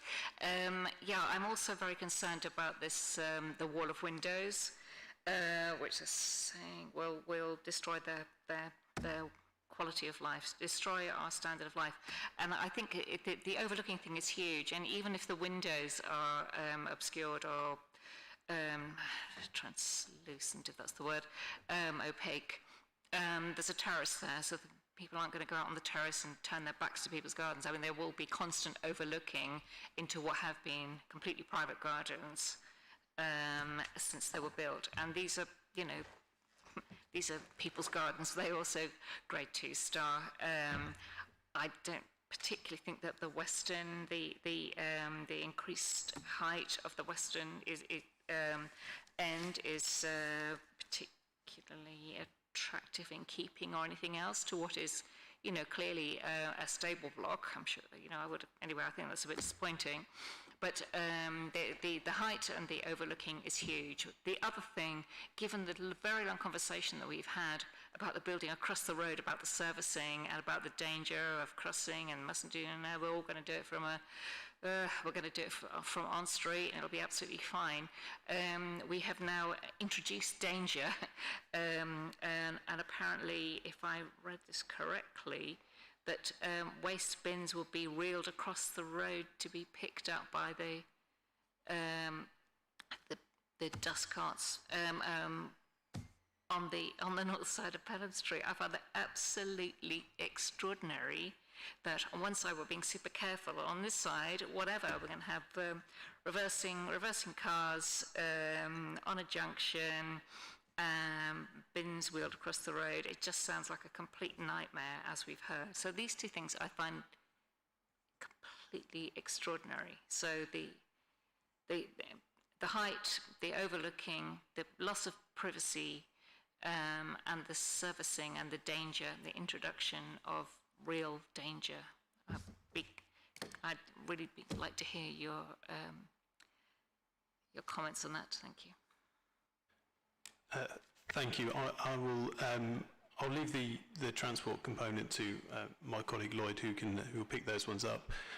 In terms of your other questions around or observations around the obscured glazing, I think you're right. Probably if it was just obscured glazing, that might still feel a bit overlooking. But actually, the rear facade and the rear environment is incredibly verdant. There's a huge number of trees. There's a huge number of deciduous, deciduous and evergreen trees are all through this area, and we've got some winter shots actually within the application. Sorry, no evergreen trees. So I think for our part, the obscure glazing plus the existing foliage is really a strong sort of protection, if you like, for those residents' amenity. And in terms of the roof terrace, we know we'll accept timings on that, so obviously there won't be antisocial hours for a start. But then again, we often find that terraces are used by offices in the hours that people are at work and vice versa. So actually the two can accommodate each other and can work quite neatly. And again, as Anna has suggested, welcome a long-term landowner and steward of this area, and they'll be taking a keen interest to make sure that the building is managed and used properly, because ultimately it's Wellcome Trust that people want to talk to. So those are kind of observations around that point. Just on the height, as I said, the design review panel were actually very, very supportive of a scheme that was a story taller, but we've reduced it in consultation with our neighbours because we knew it was such an important issue for them. So we do feel like we've settled sort of the right scale of the building, and that's one that we're really proud of. And I think I will pass over the servicing points to Lloyd just to pick up in more detail, if that's okay, Lloyd. Yeah, that's fine. Apologies, I didn't actually introduce myself last time around. So Lloyd Bush, Director of Velocity Transport Planning. So probably the first thing is just to pick up on a point of clarification. So could I ask you, sorry to be rude, could you speak a little bit slower? I'm finding it quite hard to keep up with you. Of course, yeah, no problem at all. So the first thing is probably to just pick up on a point of clarification in regards to the refuse collection. And really it was part of the starting point for conversation with officers at RBKC. So currently the site as it stands, albeit it's vacant, there is an access at the eastern end of the site and an egress at the western end of the site. And immediately as you access the site at the eastern end, there is a headroom restriction of 2 metres to pass underneath the existing building. So currently refuse collection would be taking place on street as it stands, and that is the proposal, and it's not to take place actually on the northern side, it would be on the same side as the street, that refuse would be presented at the eastern courtyard and collected from that point. So that was just to clarify. So presented means what exactly? Presented such that it could, yeah, presented so it would have such to that it be could be taken collected. across the street. I'm not really quite following you, sorry. They won't have to be taken across the street. No, they'll be collected from the south side of the street on the same side as the development. So the waste lorries had to stop where there's no way to stop, is that correct? They would stop on the street, correct. They'd just stop in the middle of the street? Correct. Because there's nowhere to pull in or anything like that on that side? They just had to stop? That's in accordance with traffic stops, they in pick up the accordance with waste. the current arrangements of the site, yes.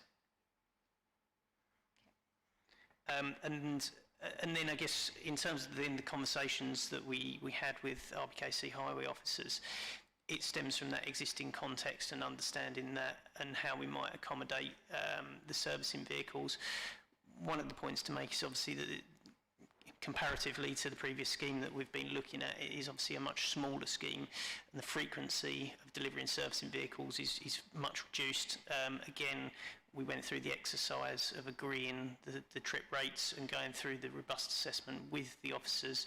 That indicates that approximately 2 vehicles per day from a servicing perspective, and we're looking to accommodate them and restrict them to be the smaller vehicles such that we can use the eastern courtyard. And that proposal wasn't our starting point. We looked at a number of other things. We went through the same assessment procedure as we did with 63. We looked at how and if vehicles could be brought onto site. In many ways, this site is much more constrained as well because of the depth of the site. We had the same challenges, but if not more, perhaps on this site. And actually, it was through the pre-application feedback. I've got sort of one of the extracts in front of me, where it states that it's accepted that large vehicles cannot enter the site. However, given the small number of vehicles predicted to service the site, it is anticipated that many deliveries can be conducted by small vehicles. After assessing the submitted basement and ground floor plan, there may be scope for vehicles to enter/exit the site from the eastmost courtyard. Further exploration should be undertaken to assess whether this courtyard could be widened to accommodate small servicing vehicles. Access to this courtyard will be controlled with the servicing management plan, with vehicles required to reverse into the site and drive out in a forward gear. So that was the advice provided by the highway officer through the pre-application feedback. We took that and then run our assessments in terms of the actual vehicle tracking to understand how that worked and the size of that eastern courtyard. Sorry, can I just stop you 1 second? So the all the services would be entered from the small van, backing into that little courtyard on the east near the junction, yeah? Yeah, is that correct? That's correct. Nothing on the other end? Nothing at the other end. Okay, That's so correct. if somebody who has a unit at the opposite end of Pelham Street, which is in the other building, is having a delivery, how do they get it there? So there is a retained connection through the back of the site that enables goods to be moved between the 2 buildings. Just to pick up on that point, so if you recall from my speech earlier, there's access points through the rear walls of Pelham Street and Pelham Place. There's an alleyway down the back. Into the car park at the moment. So what we've done is create just sort of a green space in the garden and then the green sort of a link between the 2 which can be used by residents or servicing. But as Lloyd has suggested, the servicing is very light, so we're fortunate in that sense that it's right on the south side of that there's an alleyway? Yes. Right. And it runs all the way along that boundary wall, linking the whole development together. Okay. Sorry, can I just one thing? I think I've got that. Thank you very much. While I've got you, so the west side, because I'm not quite sure about this. So the eastern side is 1 story, ground floor. Is that it? So the eastern building remains 2 stories. So it's ground. The eastern one remains 2 stories. Is 2 stories. Yeah. So it's 2 stories existing, and it's 2 stories in the proposed. It is now, and it's okay. And the western side is. Ground floor and first floor, so 2 stories so the as same, well. The same, but just higher. Yeah. So it's got the same floor area, but just with more headroom. Is that the idea? So the western building, the floor plate extends. To create more floor space within the site. So there are to what? Sorry, you're swinging so quickly. There are derelict garages which sit along the boundary in the west. So we're removing those derelict garages and we're creating office floor space at ground floor. Oh, so it's filling the whole of that western end? Well, no, because we've got a garden space in the centre and we've got a garden space at the far end as well. And there's the pathway, or the alleyway as you call it, that links behind the building. So actually there is less floor space there than the existing building, certainly. Okay, thank you.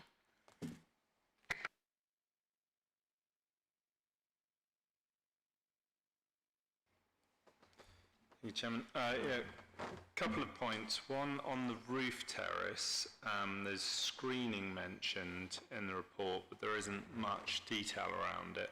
And that would be quite important because certainly for residents, they'd be looking at that quite a lot. And so its ability to A, contain noise, and B, not be an eyesore is pretty crucial. What are you proposing around that screening to the terrace? Well, it's our intention that the screening should mostly be planting. So it will have planters is the main screening that we'll be using, and then encouraging planters to grow up plants to grow up, screens and trellises and things like that. We do appreciate that won't be the case at day naught, so there'll obviously be a bedding in period. But again, there's a huge amount of foliage that sits behind it, and the planters are offset from the edge of the building already, so that the terrace doesn't go right up to the edge of the building. It's actually set back, and then you've got the planters, and then you've got the terrace space that sits behind it. Okay, so if the trouble is with planters, and I know we talked about maintenance in the previous case, if, again, sort of 15, 20 years from now, maybe the building's sold, maybe someone else is maintaining it, and the plants die, what's going to be there? You know, what, in terms of what we can actually control in planning? Well, we obviously wouldn't be relying just on the planting on our side. As I said, there are probably a dozen quite mature trees that are all set along that boundary. So it's kind of, there's a process of there being foliage that we're creating on our side that will obviously be to our benefit if it's well maintained and all that sort of stuff. And again, that's one of the things that Wellcome Trust are interested in and want to do. And then the secondary component is obviously the residents planting all those trees which sit within the conservation area, and all of those trees have tree preservation orders on them by virtue of them being in the conservation area. So it's quite a well protected sort of green environment to the rear already. These are the trees on the ends of the residents' gardens? All along that boundary. Okay, yeah. So I suppose then it would be beyond that as a trellis, which hopefully will have plants on it. The second one is regarding the higher elevation and the windows at the side. So along the street level, the proposed, and this is more of an aesthetic question really, the proposed renovations look very sensitive and frankly quite attractive. The new level does seem, and it's mentioned in a few objections, does seem a little bit incongruous. And also when you look at it either from the west, which I think was on your website, but I haven't seen a picture of it today, but when you view it from the west, there's currently a nice arch there, and then that arch is going, I assume that's for access reasons, but then you see sort of this slightly odd square window, and what we did have up though was the view from the east, which likewise, I don't know if we could get that up.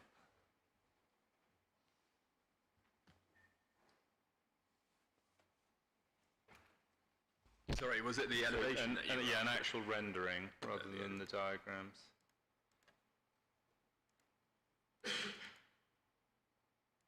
Yeah, that one. So again, sort of I mean the one from the west is clearer, but the one from the east is, why is there those? There's another picture that's not in the pack from further west, but not to worry. I was just wondering, you go from something quite in keeping with the original use to something which looks quite different in style in terms of those square windows. If you go back one slide, that's probably, those square windows, I mean, that to me is a very different style to the sort of original stable arches along the side. So just a design question really. So just, I guess just in terms of the windows, as a general observation, because of the relationship of our neighbours to the south, and because of the low, sort of the almost squat nature, I suppose, of the building, it is difficult to get natural light into those buildings. So the clear story in that sort of lantern effect is our way of bringing natural light in from the top down, and is also quite an interesting and unusual architectural feature, which you do, I think there are examples of that around RBKC, and I wonder whether Carolina might be able to say more on that. So and I suppose to a lesser extent, the windows to the east and the west elevations are also an extension of just trying to bring natural light into the building and make it a light and an area and sort of modern and attractive place to work. The additional mass,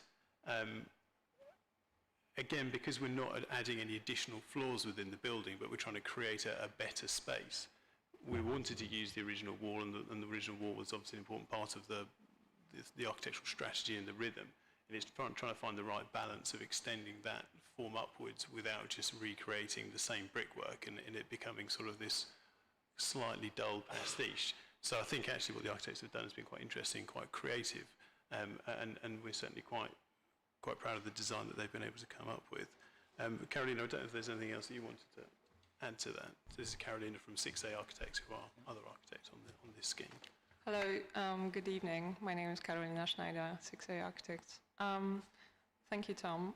So yes, I guess the architectural principle tried to draw on what's existing, what's, let's say, the character, what builds the character of the street, which is undoubtedly the arches and the brick base, and then overlay another layer subservient to, let's say, the Bassevi's architectural set piece, which is set by the Pelham Crescent and Pelham Place.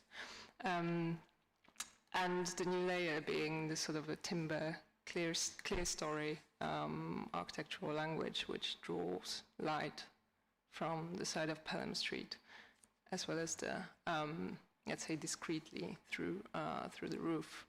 And I guess, let's say, that's just to add to what Tom's been And sorry, just one other point that before I forget. So we are losing the arch at the far end, the far western end, but actually what we've done is include 2 brick details on either end, which sort of create a termination of the building, if you like, by sort of drawing those bricks down in sort of an inverted arch, I suppose.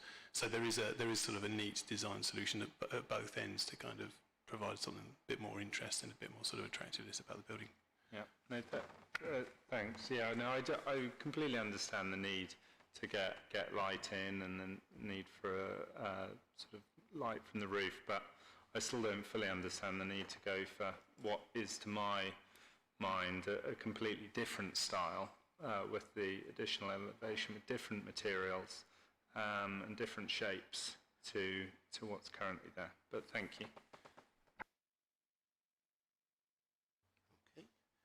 Any other questions? Charles. Very quickly, if I may, I just wanted to check that I'd understood the servicing arrangements properly. We've heard about rubbish, but the other servicing of the site, that all happens at the west end, does it, via a servicing yard where a vehicle reverses in and then exits forward, is that right? Yes, but at the eastern end. I beg your pardon, at the eastern end of the site. Okay, thank you. Okay, thank you very much indeed. So colleagues, now questions, any questions to officers? Please, Maxwell, do you want to go first?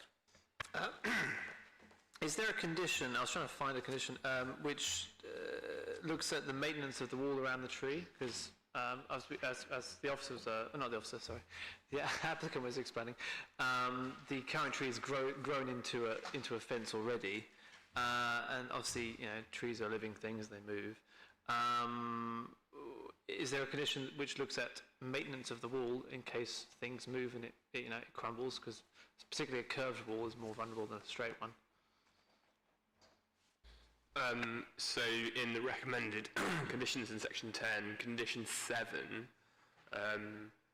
requires that for the duration of the works, the existing trees on the site shall be protected so as to prevent the damage above and below ground, and it continues to say that no tree shall be lopped, topped or felled or root pruned without the prior written approval of the local planning authority. So it provides some control for the duration of the works. In terms of longer term, I don't think there is a condition which covers that. Is it possible to add a condition that they must maintain the wall? I mean, in terms of my worry in terms of that condition would be that if the tree were to be diseased, let's say, then actually no matter what's maintenance of that tree, then that could harm and could lead to the removal of that tree on the site.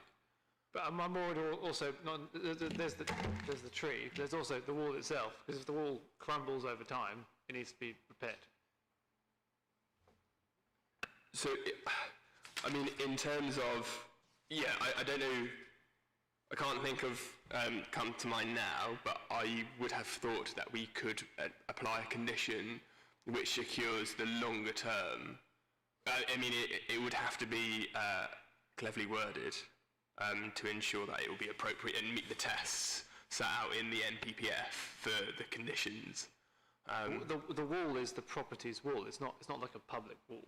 It's the property's wall, so they're obligated to repair and maintain it. Because I've seen cases in my own ward, for example, where there's a wall which no one owns, and it falls in disrepair, and it just sits there, and obviously people are concerned about it. And so in that case, the council steps in and looks at it. But because this is their wall, they should maintain their wall and be obligated to.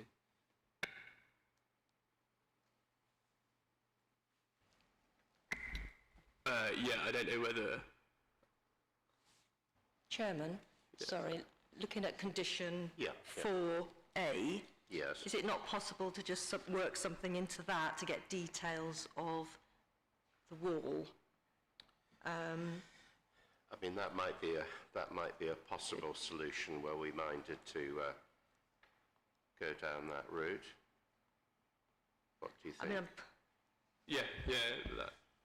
Alternatively, in condition 3, there are details secured of the retained facade, but also of the proposed walls, so it could be incorporated in that in terms of any below ground structure, I suppose. Yeah.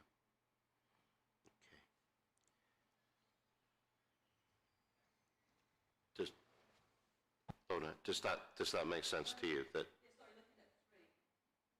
yeah, looking at condition 3, it does say proposed walls, fences, railings and gates. I mean, as I said before about maintaining the wall is borderline whether it's, you know, sort of an acceptable planning condition. Obviously, I think it's, you know, you can draw a distinction between maintaining an actual building and this wall. But yes, it would probably fit into condition 3D, wouldn't it, if you just said including the wall around the tree. Yeah. Thank you, Chairman. My suggestion would be that at condition 3, if the applicant is accepting, that we expand the condition to include the requirement for the retention, so to retain and maintain. I see that as a solution.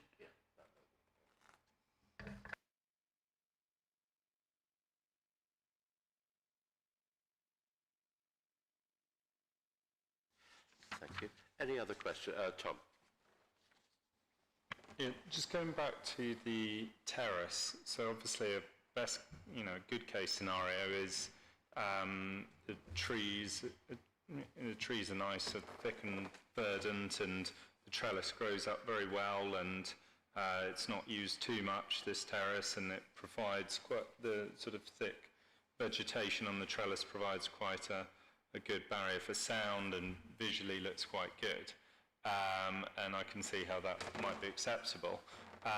If the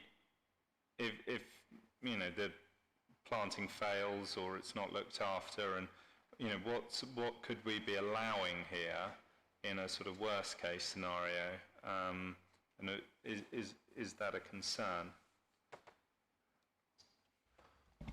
So as acknowledged in the officer's report, the location of the roof terrace could give rise to additional views. People could spend time outside, which isn't the case in the current situation. Officers disagreed with the applicant insofar as that the tree cover would be sufficient, which is why officers have recommended condition 4B, which would secure the detailed drawings of screening to the first floor terrace, and as part of that, it would have to be retained and maintained. And so that screening, the details of that screening would be secured by that condition. So again, the applicant would have to come forward with proposals to discharge that condition to say, these are the details that would have to be, and it clearly sets out in the officer's report and the condition what they would have to provide to ensure that the living conditions of those living near the development would be suitably protected to comply with CL5. So if conditions were agreed upon and then at a future date weren't being met, then that terrace could be put out of use. What would be the enforcement? Yeah, so I think I'm right in saying that because it would be secured by that condition in terms of the retention and the maintenance of that, if they weren't complying with that condition, i.e. if they were in breach of that condition, then if the council felt it's expedient to enforce that, enforcement action could be taken. Okay, thank you.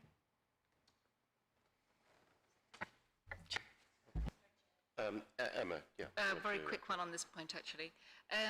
There seems to be some implication that a screen would reduce noise.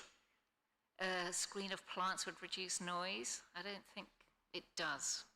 So I don't think we should keep that in there, because it may be that people using the terrace can't see into the back gardens, but they're certainly going to hear them there, and that's just a nonsense, actually, to say that a screen of ivy or whatever it would be would reduce noise. It won't.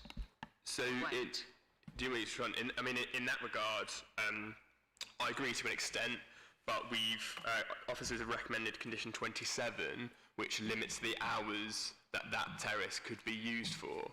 So, I mean, with respect, we don't enforce this at all in the borough, and there are huge problems every day of coexistence, and, you know, that terrace is going to be a problem, and nobody's going to enforce it, and nobody will come along and close the terrace if people use it constantly as a social space and ruin the quality of life of the neighbours. It's just not going to happen. So I think the terrace is going to be a problem. The wording of condition 27 is that the use of the roof terrace shall not commence before 8:30 and shall cease no later than 7 hours on any day. So outside of these approved hours, the roof terrace shall not be used by the occupiers of the building. So who's going to police? Nobody will police it. It's just, I'm sorry, to put a condition like that, which is unenforceable because we don't have the enforcement officers to do it, nobody's going to police a terrace on the other side of a building. It is a nonsense, I'm sorry. I just don't think we should put things in which aren't enforceable.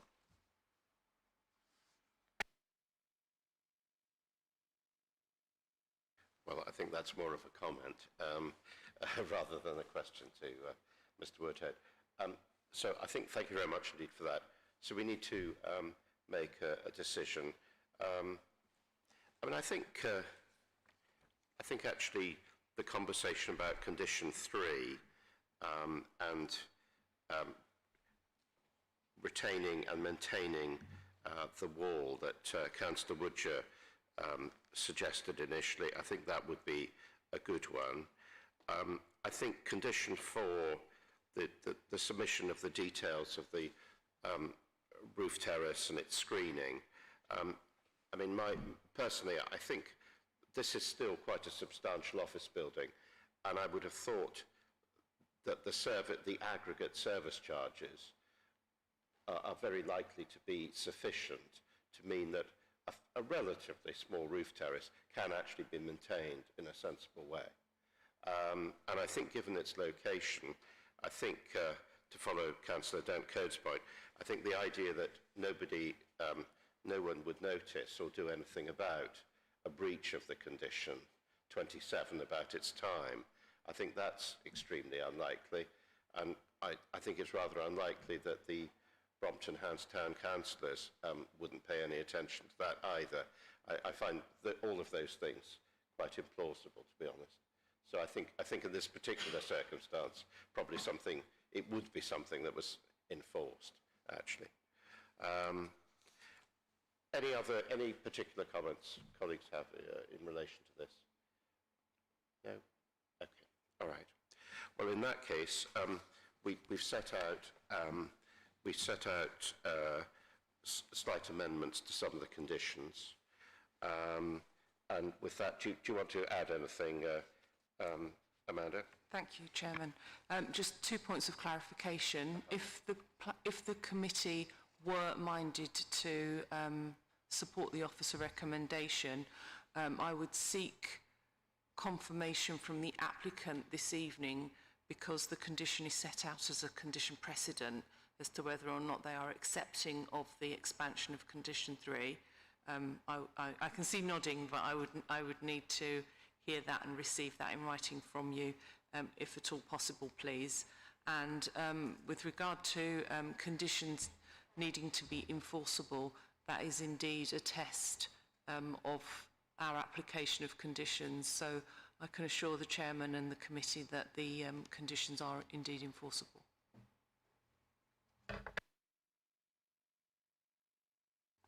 Thank you. So the recommendation is to grant with the conditions as we've discussed, and also subject to the agreement set out in the report.